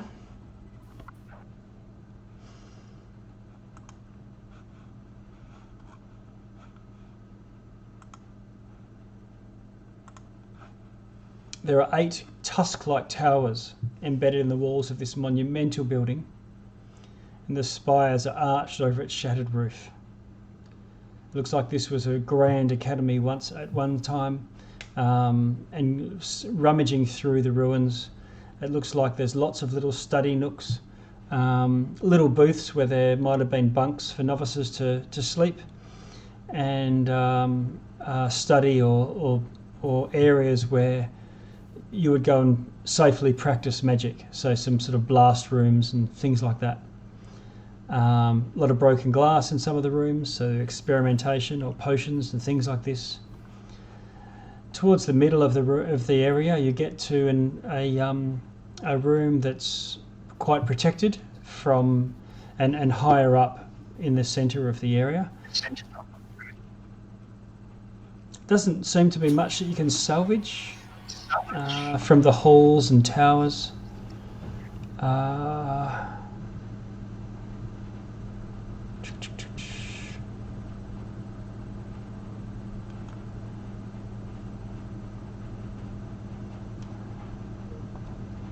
But there's 8 stained glass windows that are still intact. Still intact.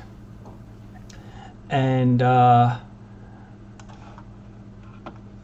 there's clearly some sort of magic that's still working, because in the centre of these 8 stained glass windows of this round sort of auditorium type room, there's benches glistening with frost arrayed in broken rows, and they all face towards a raised lectern with a bejewelled goblet still sitting there, resting on the lectern, and there's steam rising from the goblet's contents, so it's clearly warmer than the surrounding 0 temperature air. It dissipates pretty quickly in the cold air.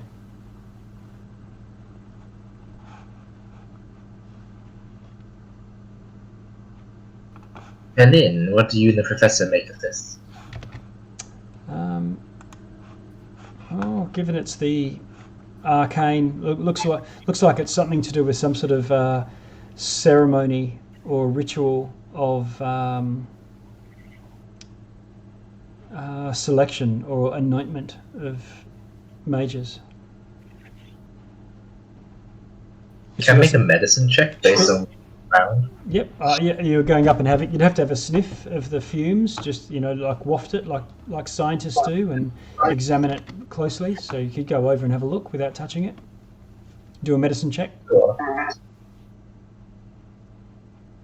Can I get help from anyone, or? Has anyone got good medicine rolls? Bear in mind that fails will increase the DC for Ash. Surprisingly, I have a positive in that. Oh, there you go. Maltel steps up to the plate. Oh, I got a 19 in my first roll. Okay. And I got 19. Okay. Oh. And every time that There you go. every time that someone passes, what they're doing is lowering the DC. Every time someone fails, the DC goes up. Okay, so it doesn't look poisonous. It doesn't detect to you as anything like acid or some sort of venom or poison. It doesn't look like it's medicinal either. It doesn't smell like a healing potion. On the cup are 8 gems. Oh. And the colours of each of these gems look like they are similar to the colours of the 8 stained glass windows around. And these stained glass windows just show pictures of mages casting different types of spells. One's a fireball, one's summoning a demon, one's charming someone, and so on.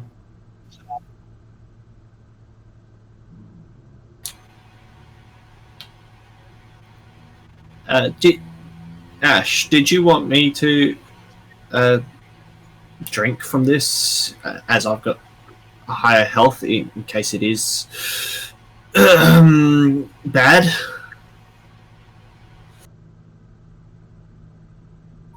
Oh, that's one idea, but Verlin is a wizard. Maybe if she drinks from it, she will pass the test?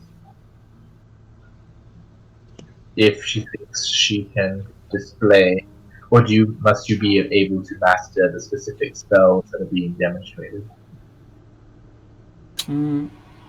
If this is for novice mages, then maybe a novice should try. And she looks over at Maltel. You're a strapping lad. I do know one spell. Excellent, you're a novice. There you go. Down the hatch. And I drink it. Okay. Can you roll a D8 for me?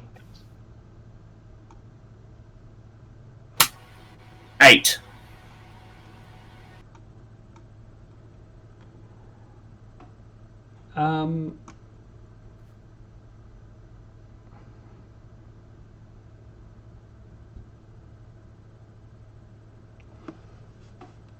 Okay.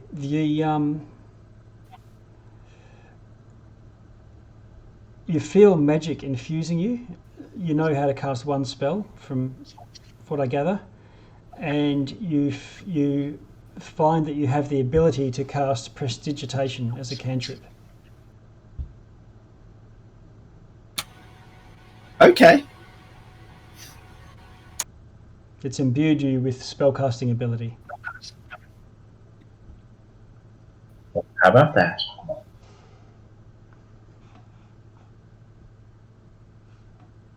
You can now clean the city. Yep. Yeah, that ain't happening. You've now been promoted to the rank of janitor.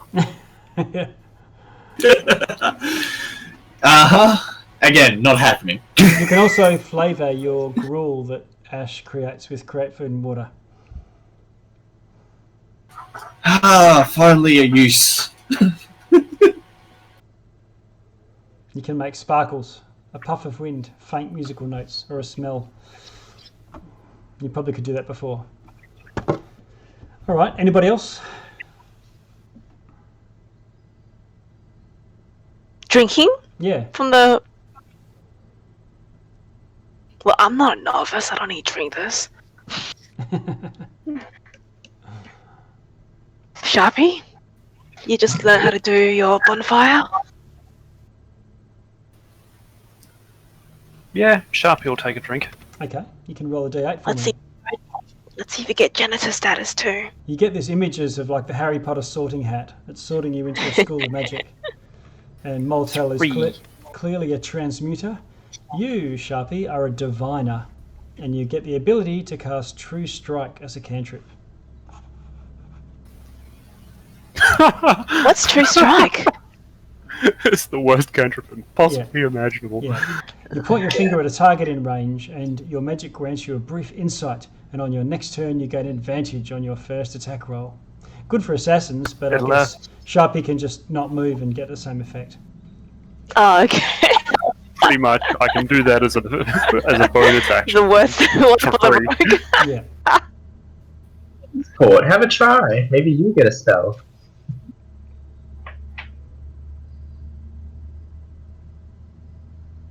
Anybody else? Oh, who are you suggesting it to? Jackus is gonna take a sip. Okay. Jackus, you get to roll your d8. Same. What did you get, sorry? Same 8. Oh, yeah. Or if we get the same one, it moves on because you can't be in the same school.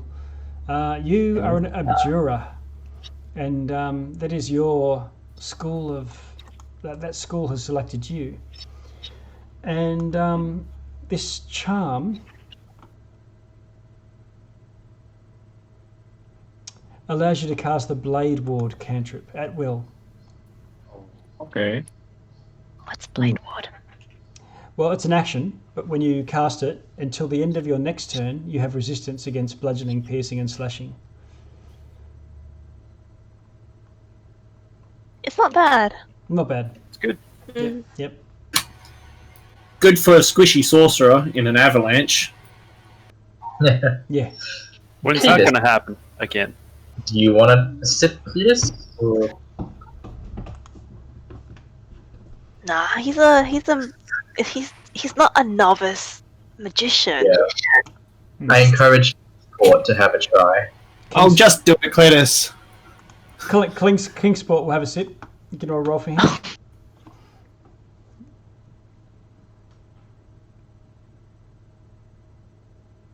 What did he get? Well, okay. A 3. A 3. Oh, okay. He gets the ability. He's the School of Enchantment has selected him, and he gets the ability to cast Friends as a cantrip. Oh, well, there you go. I assume Threads would like to take a sip. Okay. Well, knowing her character. give her the option when she turns up. But other than I don't think she is turning up by her message in Discord. Oh, I missed that. Okay. All right. In that case, you don't. This is all that you've found that seems to be intact, still magical, and you know whether there's anything of interest in this area.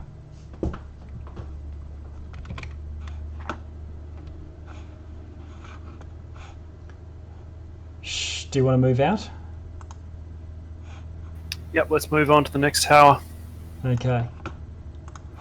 So if we're on the world map now, where you can't see any towers from where you are now. Wasn't there one back off this way, past the library? Yeah, so if you head off in that direction, so 1, Yeah, 2, we'll go there. 3, 4. Can we take the scenic route and just go have a cursory look at the trees as we pass by? Yeah, we'll be going straight past them anyway. Yep. Okay. We'll be walking past them as we go there. Yeah. So So, like, go close so we know what we're looking at. Okay. So you can see living gardens that you're walking past. You can do a investigation if anyone wants to have a try. Just have a snoop around. Sharpie definitely will. Okay. Anyone wants to help and give him a boost or not? Do it before Sharpie rolls. Oh, Sharpie's done it. Okay. Sharpie roll. Right. Okay. You Yeah, just have to live no. at 26. All right. Terrible. Okay. No 28s for everyone, all of you. Okay. Sharpie, you do find there's a signpost further up where there's a light over here, and on that signpost, it's called the Garden of the Nether Oak. All right, we need a wand of one of these. Anyone know how to make wands? Velin, I'm a smith, not a wand maker. Right, Sharpie will take a branch of one of these nether oaks if he can. Okay, it looks like it's all sort of bushes, shrubs, and small trees. And Velin says it's probably one tree in particular somewhere that's old and aged enough, to be worthy of making a wand.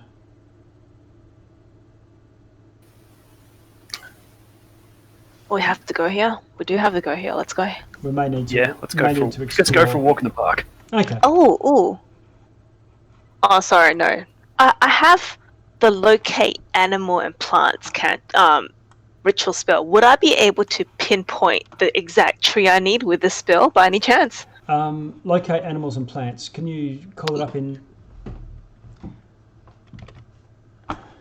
Describe a name of a specific kind of beast or plant, so you could describe the nether oak, and then concentrate and see what happens. Do you want to try it?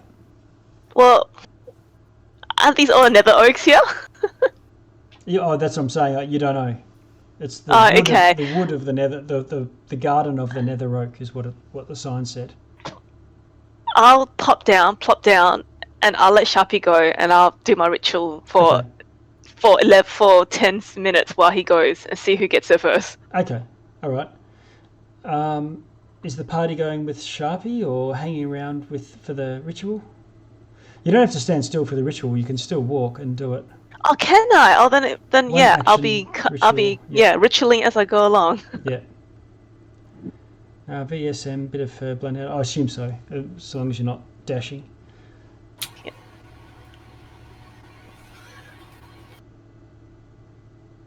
Okay. The group of you are making your way through the woods, and you can see it's immense. One of those squares, I think, is 250 foot. Oh, yeah, so the wood is significant. You're walking around in King's Park, and eventually Cletus's ears pick up, and his magic tree finding stick starts pointing off in a certain direction. You all start following that, I presume? Yep.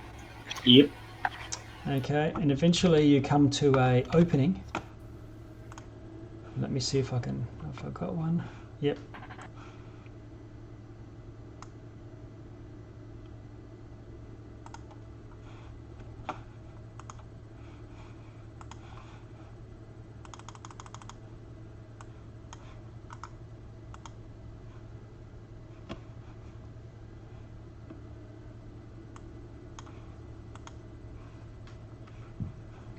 Can you see?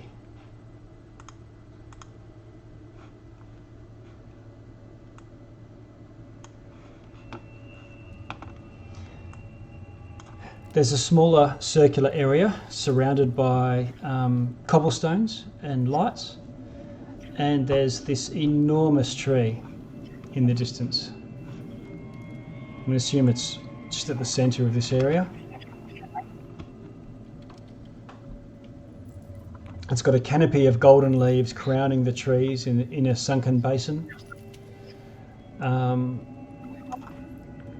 stark contrast to the bleak surroundings. Their branches are even swaying as if there is a breeze, even though the air that you can feel is deathly still. There's some sort of magic thick in the air. The heart of this place, the Arboretum, there's this huge oak tree.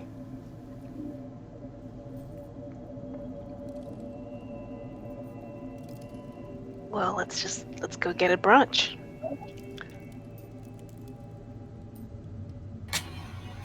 How tall does this tree look? Maybe 100 feet. You know, to the top of its highest branches. And to how tall to one of the lowest branches? Oh, maybe 20 or so.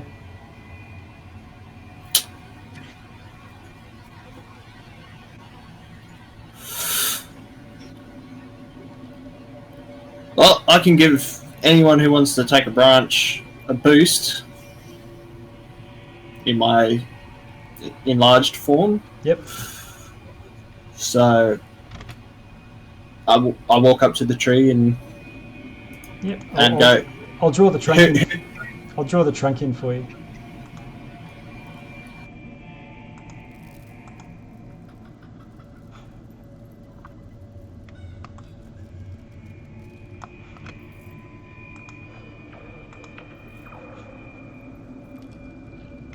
There you go.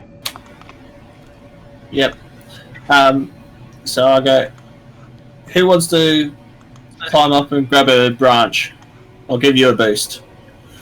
Berlin is next to you, Sharpie, and says, try and find something that is straight with no knots, no branches coming off it, or imperfections.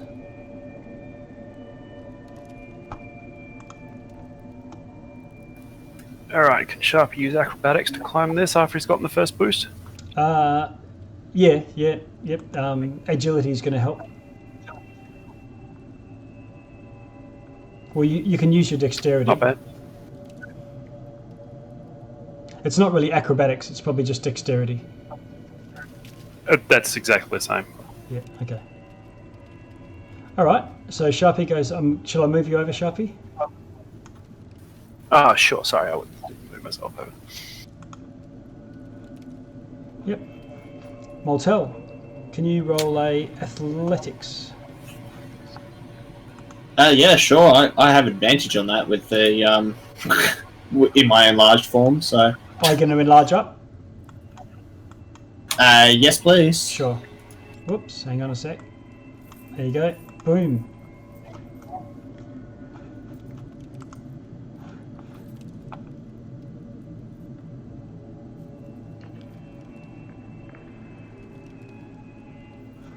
It only rolled one. Hang on. Yep, have another crack if you want.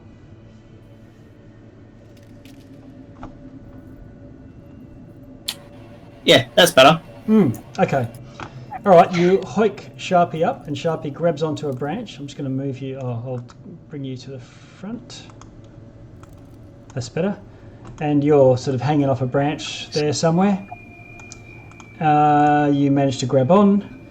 And Moltel, at your eye level, this mouth opens in the side of the tree. And two very angry eyes open. And this branch moves and it comes and it swipes at you.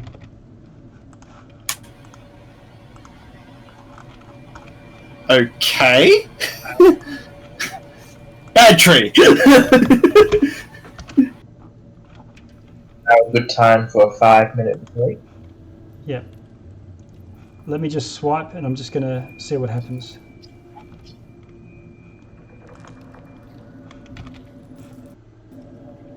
Okay, it misses and you duck it. And that is a good time for a 5-minute break. Yep.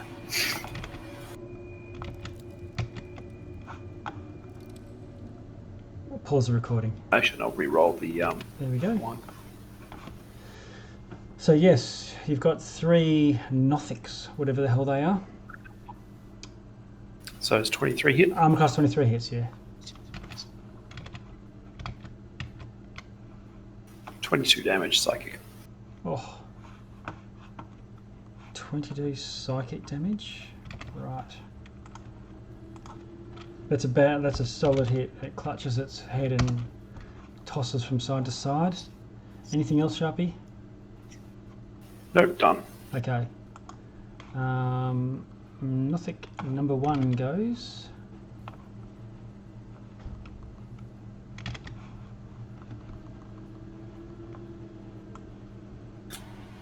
Walks over to here.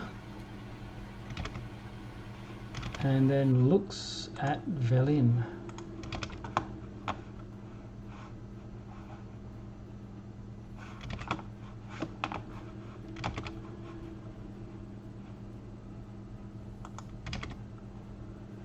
She vomits again. Is she taking damage from this? Yeah, she's taking necrotic damage. Just from them looking at you. Valen would have +3 on her saves. Ah, yes. Just thinking. Okay. Alright. Then another one goes. Question, DM, Yep. just about reactions. If Yep. I haven't taken a turn in combat yet, can Yep. I use a reaction? Not until after your first turn. Yeah, Oh, okay. reaction? That's Yeah, what yeah. I was thinking. I was just like, Yep. hang on. Yeah, no, that's all good. Okay. Oh, is that? I've never. Oh, okay. I didn't know that rule. Kind of makes sense. The other one looks at Velin as well, and she sort of drops to her knees. Ash, what do you want to do? I will come over as an action, use the healer feat on Velin. Okay. Medicine kit, all that business. Yep. How much are you going to give her back?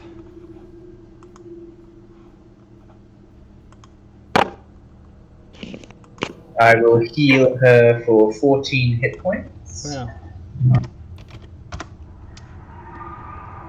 Actually, what level is she? Because she Uh, gets equal to the number of her hit dice. It would be like 5 plus her hit dice. Okay. Instead of 14? And then, Or are you just treating it, were you saying yeah. 14 if it's 9th? yeah, I've always been treating her as my level, but Assume she that could be higher assume level. that she is, and I can make any minor adjustments. Yeah. Okay. As a bonus action, I want to grab Kingsport and cast my Wings of Twilight, fly straight up. Okay. All right. I'd be like, hang on, Kingsport. Okay. You got Kingsport, and he goes up.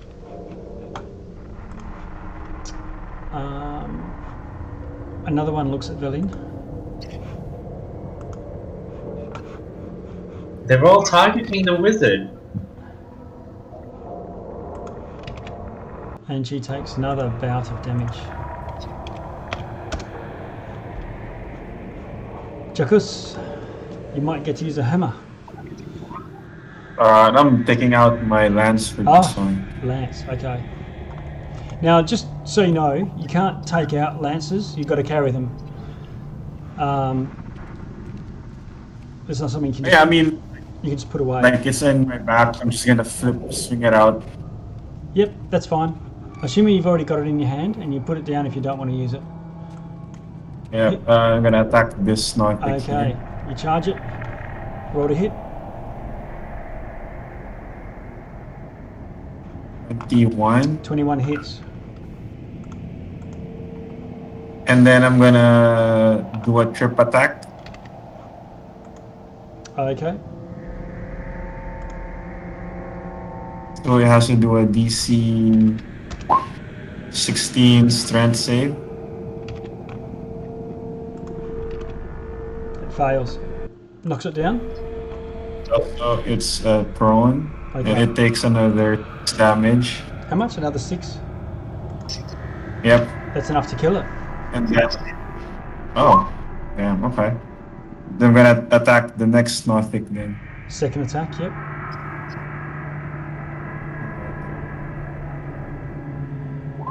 22. 22 hits. I'm gonna add another trip attack on that one. Okay. How much damage from the base attack? 20. And it has to do another DC 16 strength saving throw. Which it passes. Alright. Yep, that's it. Turn? Mortel. I'm going to walk up to that one. Oh, didn't see that one before, but attack this one right in front of me. Okay.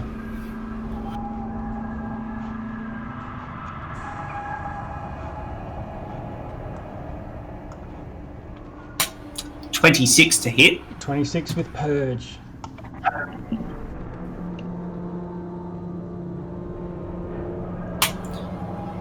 Nine damage. Okay.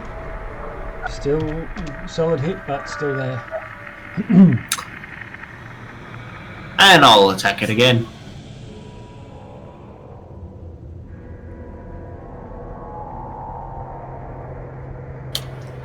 Yeah, no. I swing and a miss on that one. Swing and miss for the second attack, yep, okay. I think you should re-roll that. Oh, yeah. Sharpie, you're within range, yep. You can see him. Luck of the Huffling. 17 to hit. That hits. They are pretty tough skinned, but not armoured. 8 damage. 8. Another similar solid hit, but and it's critically injured now, but not dead.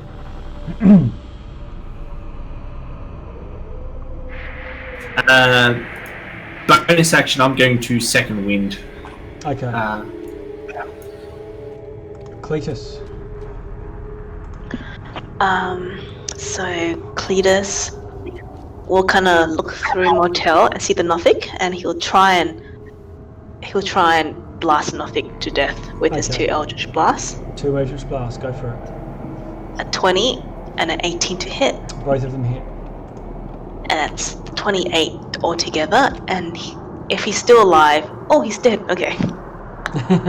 Boom, boom, you got him. He's feeling a little bit brave. He stands there. He'll come for a forward. moment. Yep, no worries. You can see another one, just the edge of it. You know it's there, but it's got a fair bit of cover. Okay, Sharpie. he'll move. Yep.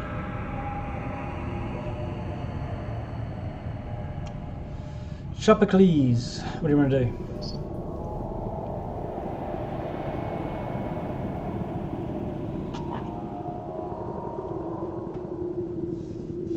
Are you there? Or Ash? You're still flying. Oh, sorry, is it my go? I'll come back to Sharpie. Go for it. I will fly 30 feet just so I can see what's happening. Yep, you can see down, and you can see the Nothic on the other side. Okay. Can I see them from where I am? Because not from my vision, I can't. No, you can't just because of the way that the Right. lighting works, but you go about 10 foot further up and you can see it. Splendid. Okay, in that case, I'll just sacred flame the most injured. Oh, actually, There's only I one. will toll the dead injured-looking one. He looks completely uninjured. Oh, There's only one left. There's only one left. okay. I'll toll the dead him. Why not? He has to make a wisdom 16 save. Wisdom 16. He fails it. The dice are rolling. Damage? Takes 6 necrotic damage. Yep, takes the full amount. Bit of his own medicine. And that's your turn? Yes. I'll climb so I'll get a bit more height. Okay. Sharpie, are you with us? Yep, can I see where Ash was shooting? Yeah, you see the sacred flame come down and you hear a squeal on the other side of the statue. Alright, he's going to go there and he's going to hold an action to throw a psychic blade when Jerkos Mortel gets into combat with him. Okay.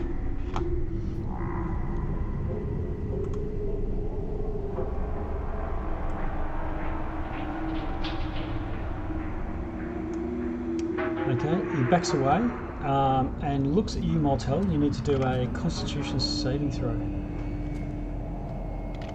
You get Jackus's bonus. He's next to you. With bonuses, that's a 15. Okay.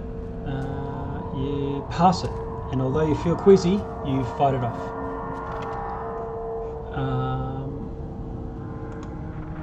Jackus. It's just this one remaining, right? That's all you can see, yeah. I'm gonna charge here and then attack it twice Okay. with the lance. Yep. Ooh. You might have just finished it off with that. Crikey. Natural 20. Good one. Car. Oh man. Just 13 damage. Okay. Doesn't kill it. You'll take your second attack, but it's badly injured. Yeah. 23. Yep. 10. Now it's critically injured, but still not dead. Mortel. Sharpie will take his throw. Oh yeah. 17. That hits. 19 damage. Alright, you kill it in the head with a psychic attack. And it drops. Once again, there they are. Bizarre creatures. Examining them, you can see that they're wearing rags, but on closer inspection, they look like Netherese wizard robes, but they're poorly fitting.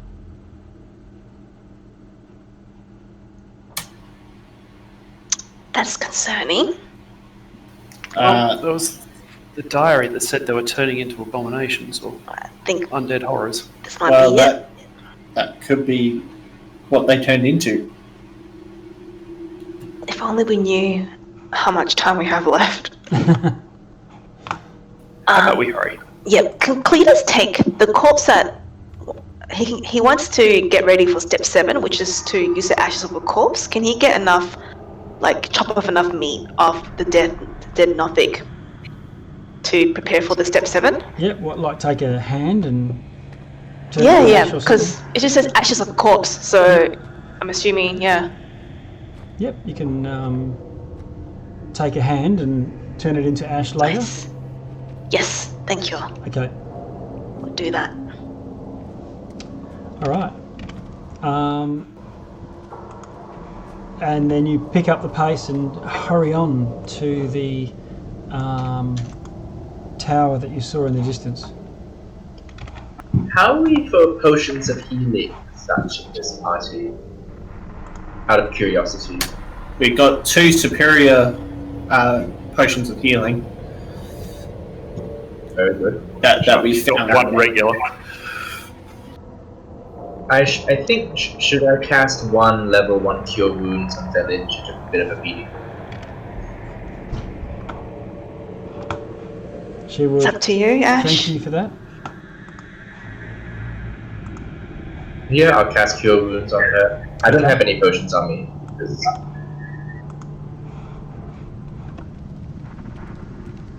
I heal Velin for 8.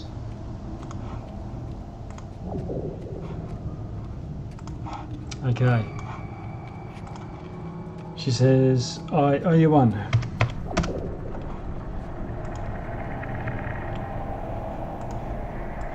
And I'll just capture everyone. Copy. Alright, you the walls of this is quite a thin tower, are etched with intricate designs of hands and eyes. There's silver light flickering high above from a window.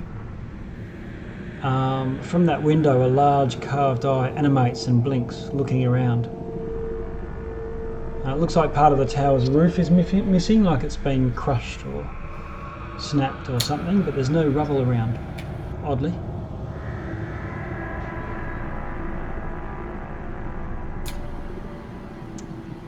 Is there any nice handy glyph at the top of the tower to tell us what it is?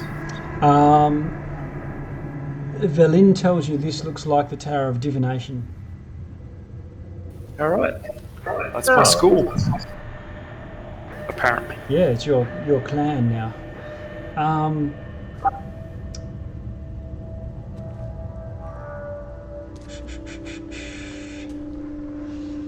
Okay, so you make your way in. Again, much like the rest of the city, it looks like it's been either picked over or cleaned out, or everything's been destroyed, having fallen, from high in the sky.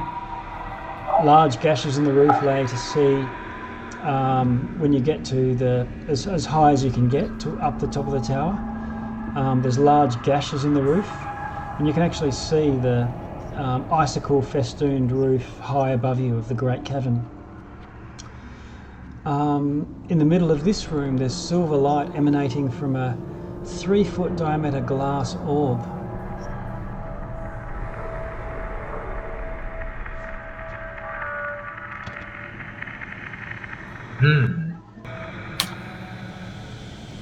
Could we see the map? Yep, I'm going to use another tower. It's identical sort of shape to that one, but there's no other dudes in here.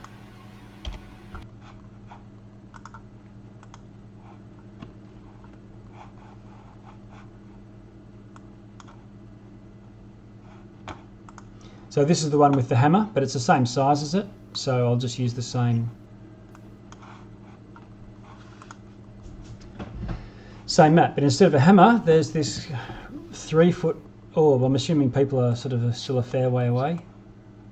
You haven't sort of entered into the room or whatnot yet.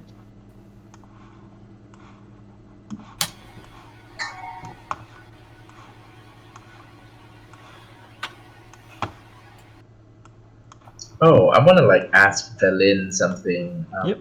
Do you think you could cast Polymorph on Kingsport if we have to have someone else in battle? Yes, I could. I'll tell Kingsport. And would you be all right with that? Yeah, Kingsport would be fine. Being something a bit sturdier.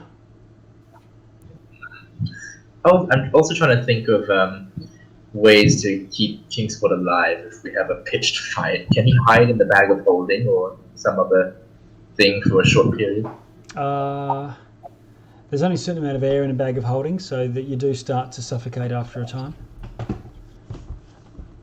Kingsport would be very happy to just make a beeline for taking total cover behind something like a statue or whatnot. Very well then. Cletus, you're closest, 1, 2, 3 squares away. You can see this orb, 3 foot across on a stone plinth, is clear, like a fishbowl, and swimming around almost in this mist within it are eyeballs. And there's some writing. From a distance it's a bit hard to tell, but it's in Draconic on the plinth. Oh, Cletus. Who was in a part of the Red Draconic? The Professor. The Professor. Oh, God. Velin will go with you if you want to. Yeah, if you want to let's ask the go. Professor to do stuff. She will go with one of the other party members. Yes, Villain, come. Can we ask the Professor what this is? Okay. So, do the eyes look like?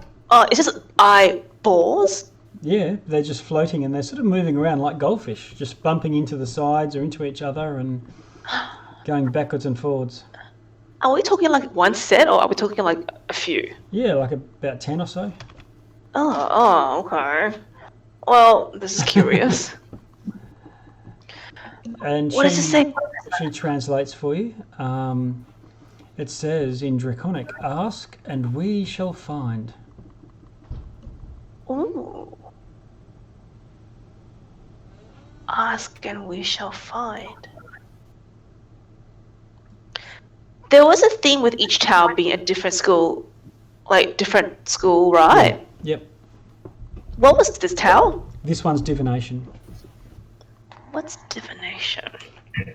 Seeing, Scrying and finding things. locating things or seeing the future, gaining knowledge, that kind of thing. She says that she infers that it's not so much getting answers, but more seeking things. So either an object or a person or something that you might be looking for. See if you ask it to find the Step. the step Yeah. for this tower, the copper So- plate. Cletus Okay. will look to the eyeball Okay. and ask for help to find a step out of the 8 steps to access the. Yep, you give it a try. Inner and city. It doesn't respond to your speaking. You can have an Arcana check.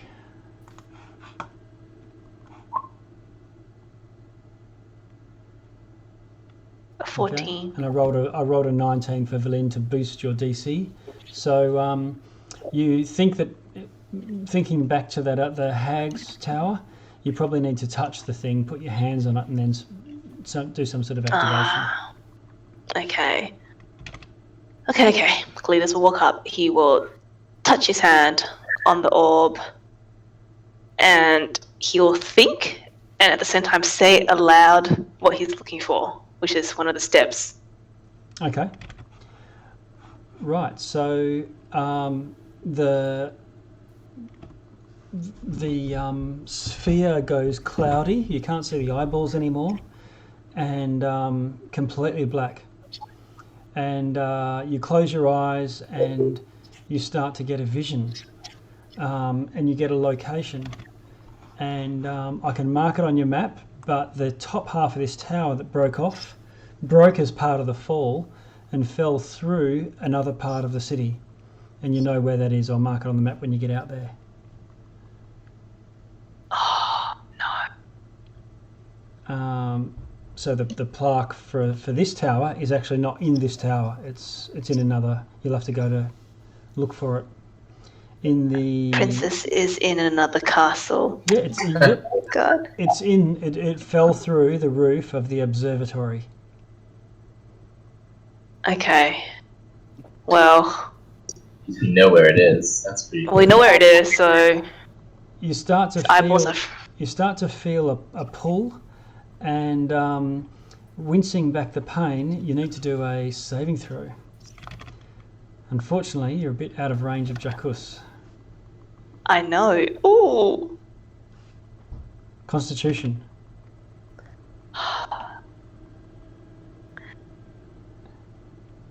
Fine. Oh, okay. Let's go. Okay. Suddenly you feel you feel pain in your face, in your eyes. Oh no! You take 10 points of damage, and you look around to Valin, and you look at her, and she has a look of horror on her face as she steps away from you. Can I see her? Am I using my eyes to see her? When you look around at the others, you can see them as well, but for everyone else, one of Cletus's eyes is gone, and there's just a bleeding socket. I walk up to Cletus with my shiny armor. Look in my armor, Cletus. Oh, guys, my cataracts just got fixed, and now the freaking eyeball that is gone. This youth was short-lived. The glass sphere goes clear again, and you see a fresh eyeball swimming around inside the sphere. God damn. Is Cletus's vision impaired? Yes. Lesser restoration can end a disease or a condition, including blindness. Would that count? It cure a missing eyeball. No. Regeneration is when you're missing a part. Yeah. Cletus is Can not we actually not break this blind. glass and to get like? You're not Can actually we not break this blind. glass? You do, you know, yeah, you Yeah. can break. You could try. Oh, That might be worse. yeah, no. Sharpie would like to be well outside the door if that's tried. I mean, regenerate is a 7th level spell, so Oh, guys, it's okay. Look, this is the eye that was going to get cataracts anyway. I didn't need it when I turned 60, so it's okay. Far out. Yeah, you're you gonna just need an eye patch. Be a dashing young pirate. That's what I thought. A dashing, cut a dashing image no. with an eye patch. Well, Clear's is gonna use minor illusion on his face and like an illusion and like a proper eye, so it looks Okay. like he's looking like 2 eyes. Okay. Did it hurt him? Like, is he bleeding? Does he You like? take Is it like 10 damage? Yeah, and the eye socket's that was bleeding. it? Yeah. But like, is it ongoing damage or? No, it It's doesn't good continue to now. bleed. Okay. Ash, just put some bandages on me and I'll be good. Bandage his eye. Okay. Yeah, I'm not touching anything again, guys. Good plan. You have a bit of a stumble.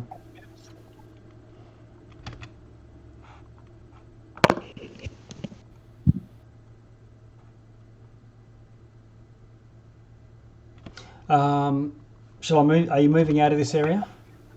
Well, there's nothing else here, right? Yeah. Pretty much. Yeah, I don't think breaking that it's gonna do any good, to be honest. Can we break it? Or what if? I'm not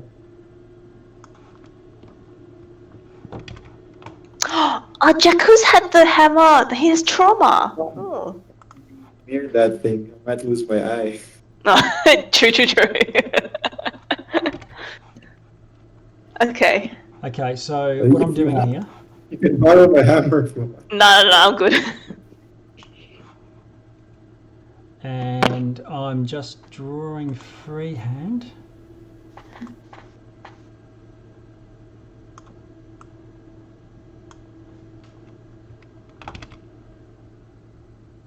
All right, the observatory was that big cracked dome thing.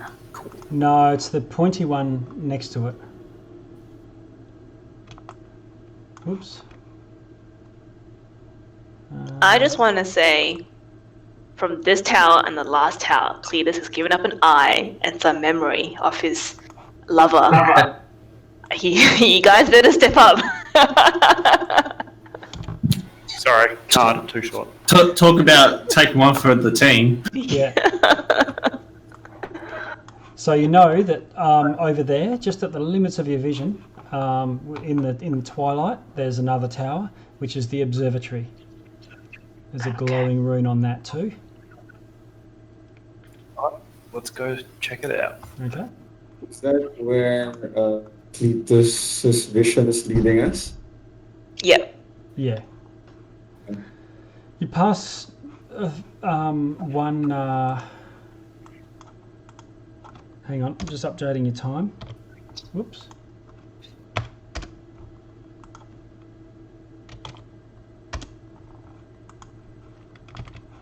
This area here looks like another locality.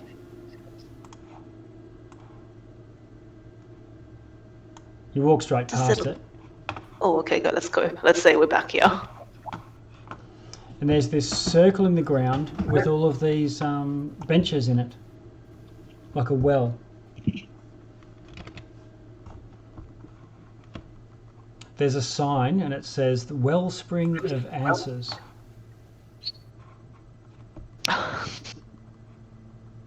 There's a deep well plunging through the city floor into darkness, and there's 5 crystal benches encircling it, glinting under the purple glow of a nearby street lamp.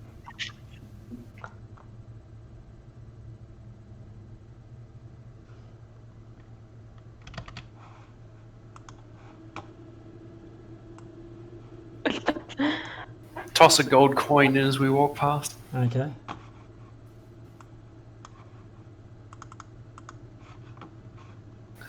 Oh, the benches face out from the well. No, they face towards as if it's a place of contemplation, you know, like where you go and like tossing like the old toss a coin in or make a wish type of thing. Do you say it's a well of intelligence? Sorry, what was it? Well of Answers. Well of answers. Oh. Mr. One Eye is not too keen after the sounds of things. Stone well. Yeah, deep well plunges through the city floor.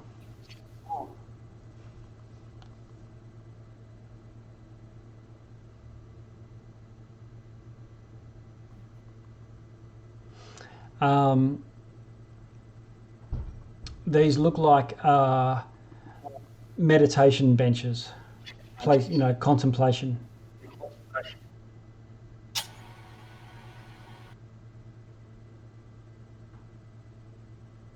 After tossing this gold coin in, Sharpie just keeps on walking. Yep. Okay. And Mortel would like to just have a seat in one of them, just to have a rest. Yep. Sure. Like he's like, oh, what's going on is like, it's annoying. We need to rest, gain some strength. Okay. You feel a collective of minds touch yours and impart wisdom, and you can make a wisdom insight check, seeing if you can make any sense out of what you're seeing.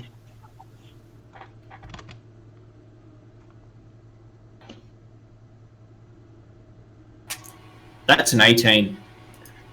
That's a 0. What? It's playing weird things on D&D Beyond. I rolled a 16 and a 17 because I can roll it with advantage with one of my runes. I can't remember which one. Okay, that's fine. Plus 1, 18. Okay. Can you roll a d20 for me? Just a flat roll to see what piece of random knowledge you gain. That's a 1. You could re-roll that. Okay. No, you can't. No, this is information. I can't re-roll information.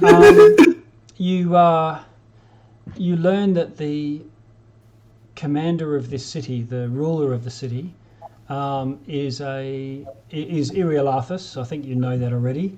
But you learn that he was actually a leash, an undead wizard. And also that he was absolutely obsessed with finding relics from the ancient past. Oh, my axe is going to have a field day with that. Yeah.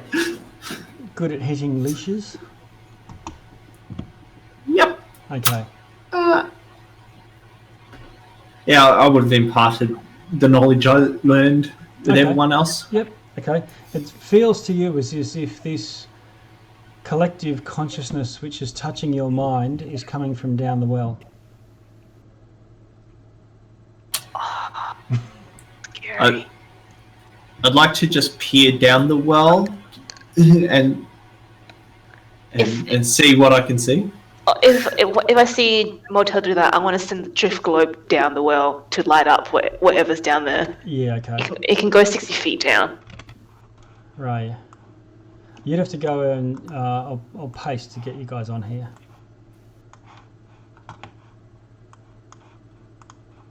So there's Montel sitting on his bench. Oh yeah, there you go. Cletus will be behind the bench. Yeah, and I think Sharpie, you were back a bit. And Cletus, you're going to send a light? Yep, he's sending the drift globe down with his magic. Like, I think the drift globe can go. Yeah, it can. Okay, you send the light down, and you don't. It goes down at least 40 feet. The limit of your globe, unless you want to send your globe further down. How far can you send the globe? 60 feet. Okay. Okay. Is that 60 feet per round or 30 foot per round? How?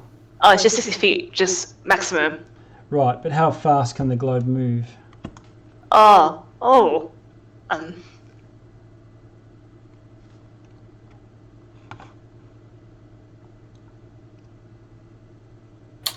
find out. Hang on. Okay. Oh wait, it can't even go down. It can't go down. Okay, no. My mage hand will hold the globe, and then my mage hand only goes 30 feet, so it'll be 30 feet away. That's it. Okay. I mean, I'd get one of my copper coins, cast light on it, and drop it down. Oh, that's a good idea too. Yeah. Saves you losing that item. Yep, the globe. Okay. You hear a sound coming from below, a horrible sound. It's almost like it sounds like llamas in pain. At that, I'm going to. Such a drama llama. at that, I'm going to back away from the well. Yeah, okay. The city's cursed. And you can hear them coming closer and closer up the well. Oh, no. Okay, No, Sharpie starts running. Yeah, we are running. Whoa, no. Oh, shit. At this, I'm dropping one of those invisibility charges of my charms, and I'm running. Oh, no. Some black tentacles seem to come over the lip of it.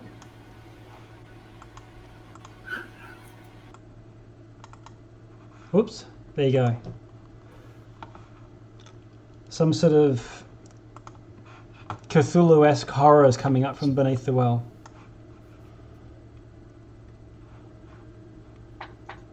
Oh, no. Can we outrun it? Is everyone just going? Yep. Pretty much. Okay. All right. Can I have a athletics for everyone?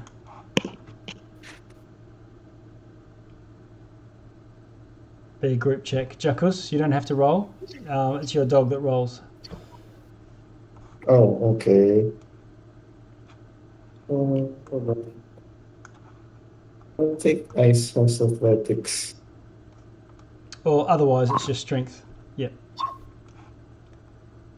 Okay. So some of the slower ones pick up and help along some of the others, and you outrun the screaming llamas, and it slithers back down its hole.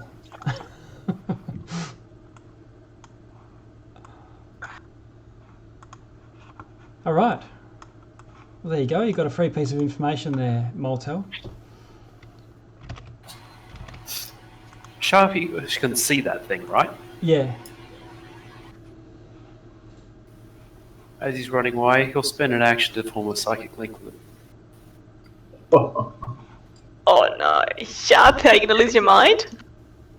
That's very brave. I approve heartily. What's the range of your psychic link? 1 mile. Okay. But something you can see, yeah?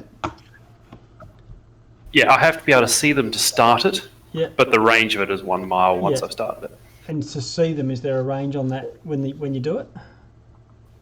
No, just No. have to see it. Okay. So, this is interesting.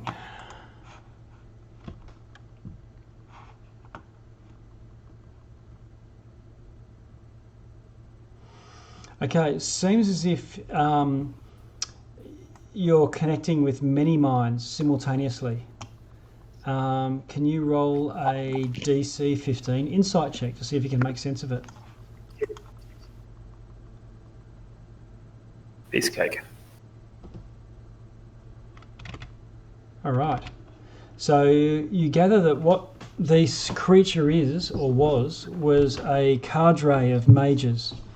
And what they're trying to do is, if you imagine some wizards trying to all join minds or sit in a circle and do some sort of pentacle weird shit, trying to do a mind meld, and it went horribly wrong, and they mind melded and body melded as well. So you're seeing what the flesh of all of the mages that were trying to do this all merged into one horrible creature. And the insanity that comes with losing your individuality and becoming a hive mind, a Borg. And so this is the telepathic pentacle, which is the name of the creature, but it's actually a multitude of creatures merged together. However, within that, you get a piece of information from it, and you can roll a d20.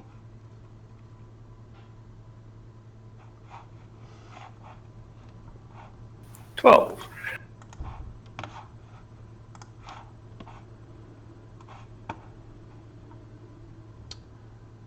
Okay. I don't know if it's useful or not, but you learn that the orchestra, the Euthyrenes Orchestra, was known across the entire planet as being masters of their art. That is interesting. Yep. They were famous for never having failed to finish one of their orchestras. Like if there was some issue, they would keep on playing until the piece was ended. And prided themselves on that.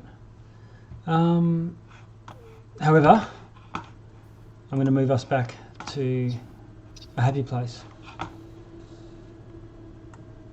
The city. You keeping on going? Trot, trot, trot. Yep. Yep. Yeah, but by the time an hour passed, my invisibility would have dropped. Yes. Yeah. Yeah, I mean, if it hadn't been that horrible clanking sound, you'd never know where you were. No. Yeah, I'll be very, very quiet. I'm hunting rabbits. It looks like this area that you're walking through used to be the what do you call it? The shopping district. And as you're walking through, threading your way through the shops, you hear this doo doo doo doo doo doo, and higher than some of the stalls and things around the place, you see this giant iron humanoid with no head, and it seems to be walking around in a random pattern, smashing into stuff.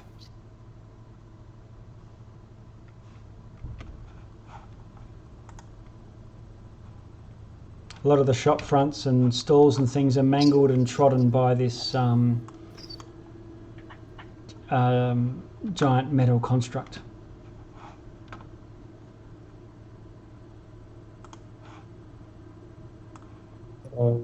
Just leave it alone. Yep. Like, give it a wide berth, taking a bit of time to walk around it. Yeah. Okay. Sorry, just to double check, you said that the Shield Guardian was not in this city, right? Yeah, that's right. As far as I can tell. Yep. Just thing, that body.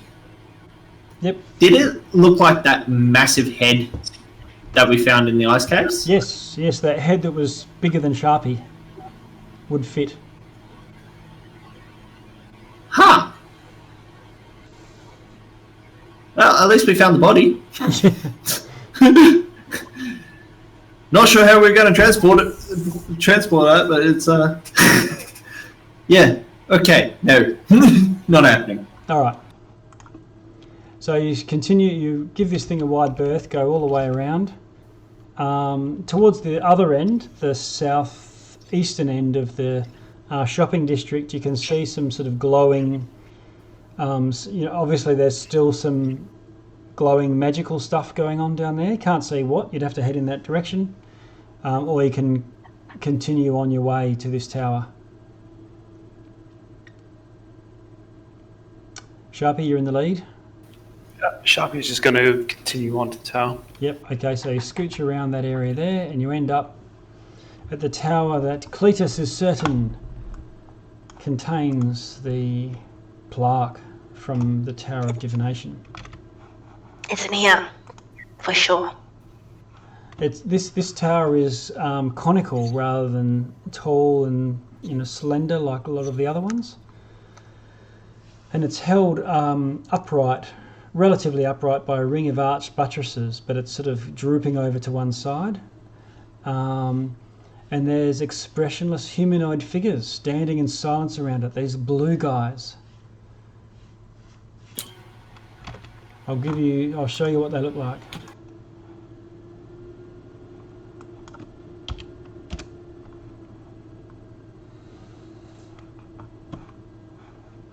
Let's see.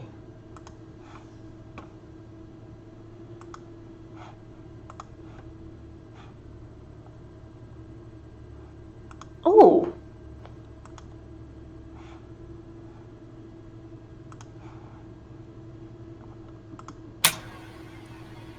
So we've seen these ones, or the You've seen ones with weapons and armour, if you recall. They're the okay? ones So who... the other two we haven't seen. No. There's these Galvan Magen, Hypnos Magen, and Demos Magen, for whatever that means. Warriors, looks like wizards of some sort, and something else. is the Gavin and Majin wearing the same robes as those Nothic were? No. Okay. No. There's 3 Galvan, 3 Demos, and 1 Hypnos. And they seem to be standing guard. They're blocking the entrance.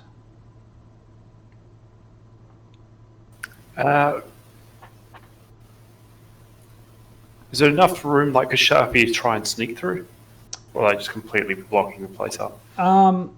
You could try and move through, but like it looks like they've seen your party approach.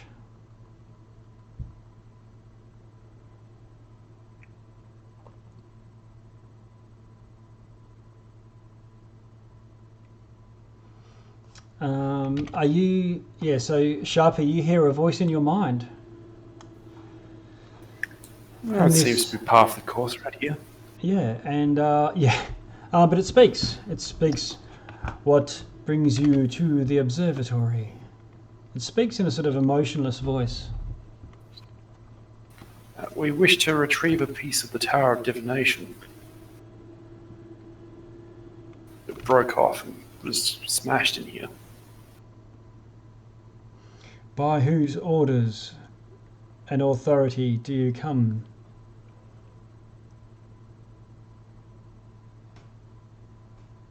I repeat the name of the Archmage that we just learned. Okay. I'll give you a persuasion to try and see how convincing you can be. How convincing I'm not, yes. Would it be deception? It would be the same roll, yeah? Yeah, probably it would be deception, but... Same roll, 8. Okay. You are not authorized. Access denied. Sharpie, you can see that the door looks like it's welded shut from the outside. Welded, maybe by some sort of very strong fire.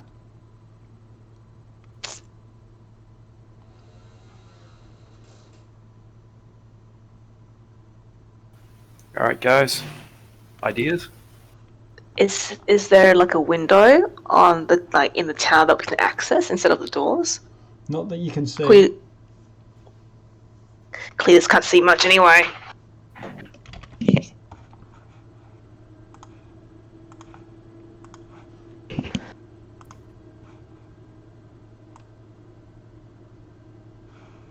So, basically no other way in except this door, which is also welded shut.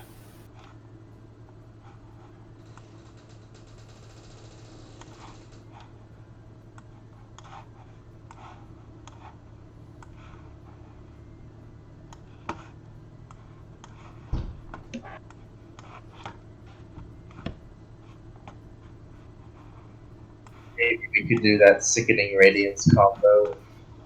Oh. They can move though. Yeah, they can move.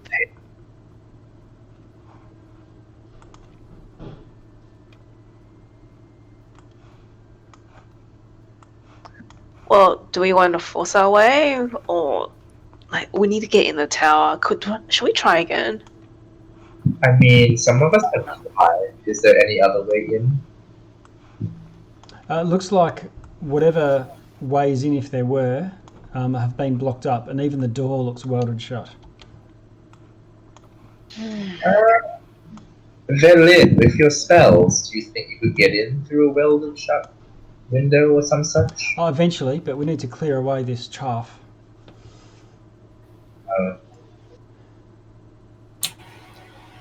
Well, Jackus's hammer can probably break down this door. For sure. But we need to take care of these blue guys first. Yeah.